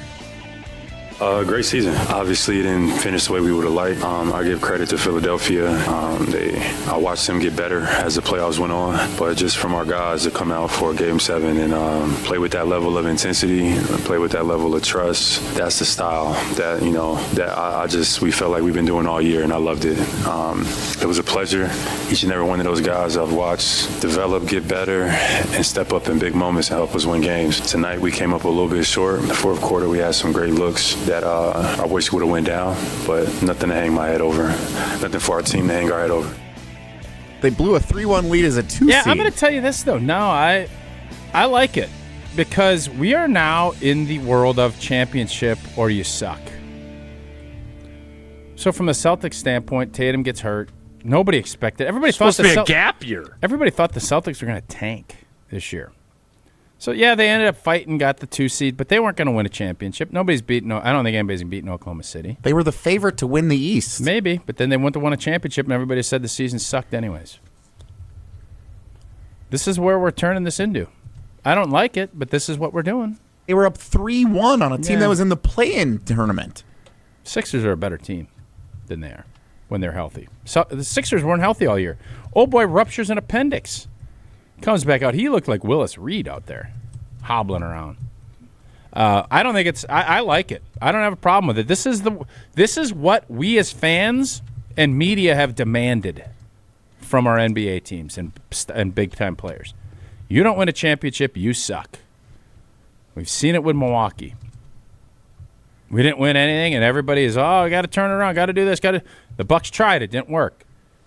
That's why you got to get one. And when you stay healthy, you better get it done. The Celtics got one. That group is crowned. You ain't taking that away from them. So I don't have a problem with that at all. Even though it's the new era of orange slices and lemonade for everybody. This is the way it goes. You're not serious though, right? Like him saying it the way he did. You're on board with a superstar. No, I don't player. like it, but I don't like it, but I understand why he's doing it because this is what y'all in the media want. You don't win a championship, you suck, and the season's a waste. That's what most people feel that way. Yeah, I definitely don't think that's how we should look at it. I would say this. But it is how it is looked at, correct? I agree. I just am saying I don't think we should look at it that way. A lot of people do. But I think the point you made is exactly the right one. Like, I can't believe they ended up as the 2 seed this year. I also can't believe that Tatum actually played at any point this season. Because usually guys that suffer that Achilles injury don't play. He did not play in Game 7, and they lost it. But I thought that they were going to be more like Indiana and unlikely to be a number 2 seed, right? I mean, without Halliburton, Indiana ended up with what, like the third or fourth worst record in the league? I'll tell you what, New York Philly is going to be fun now. Going to be fun. That other series You're in on the playoffs now? I might start dabbling a little bit. I didn't dabble at all. I still don't think I'll watch much. So it might be a little more dabblage than what there was, but not a ton. Okay, fair enough. That is Wonelli. That gif of LeBron with that kid behind him is the best. I know we got to go to break. That's how you're looking at that gif with LeBron and the kid. If you don't laugh hysterically when you watch that, I don't know if I can hang out with you. We'll wrap things up next. It's Wilde and Tausch. We're on the Badgers. I think what jumped out to me first and foremost was Fickell's energy and his passion. Because we're on Wisconsin sports. I'd say that's only increased as I've had a chance to sit down with him more. This is 100.5 ESPN. Mark Tauscher here for Iron Jock. As a former athlete, I've worn just about every type of workout gear there is, and nothing compares to Iron Jock. Their performance apparel is built to fight sweat, odor, and bacteria, keeping you feeling fresh no matter how hard you push. From the gym to the pickleball court, Iron Jock keeps you dry, comfortable, and confident. Now through May 10th, it's Bundle Madness. Get one lightweight hoodie, one jogger, and one short sleeve t-shirt for just $100. Iron Jock helps you look good, smell good, and keep showing up. Shop now at ironjock.com. Rah! Pella Windows and Doors of Wisconsin present your Badger Minute. This Badger Minute brought to you by The Jump Around. Don't miss new episodes of this exclusive digital show talking all things Wisconsin sports. New episodes debut Thursdays at 12:30, streaming on the ESPN Madison YouTube channel. With this Badger Minute, I'm Jesse Nelson. Wisconsin softball on to the postseason with the Big Ten tournament taking place this week in College Park, Maryland. The Badgers are the 7th seed in this year's conference tournament and are set to face 10-seed Purdue in the opening round Wednesday afternoon. First pitch for the Badgers and Boilermakers is scheduled for 3:30 Central Time. The winner advances to face 2-seed Oregon on Thursday in the quarterfinals. Wisconsin's in search of winning its first Big Ten softball tournament title since 2013. Wisconsin weather is unpredictable. Your windows shouldn't be. Upgrade with Pella and get 0% interest until 2030. Order by April 30th at PellaWI.com.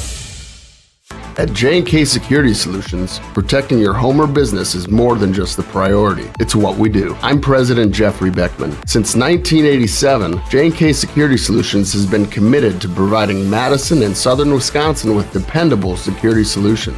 Whether it's security, fire, or the latest automation solutions, go to jksecurity.com to see how J&K can help keep your home or business secure. Get protected now at jksecurity.com.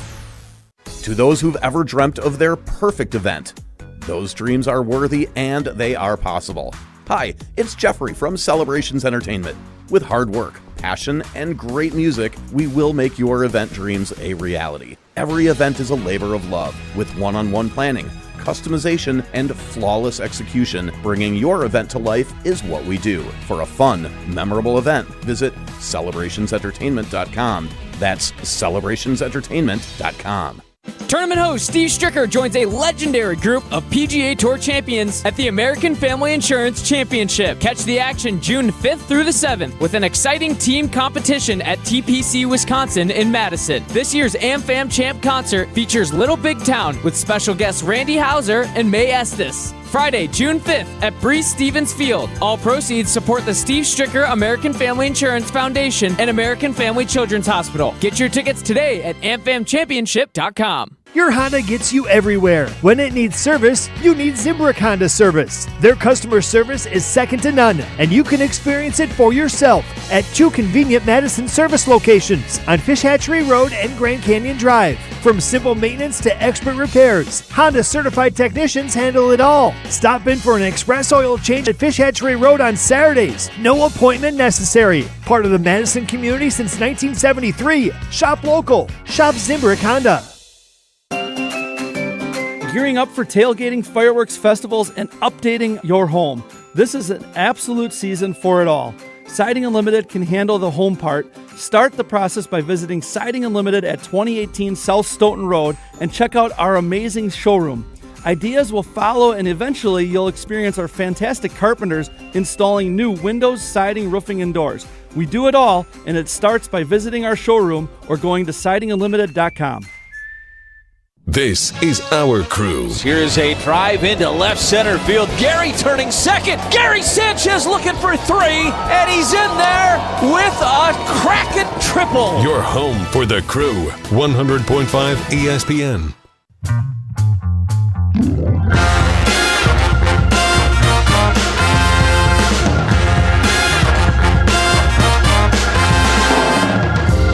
We're out of time. I got to get to Lambeau. We'll do it again tomorrow. See what Jonathan Gannon has to say. Have a great day. Take care. Be good.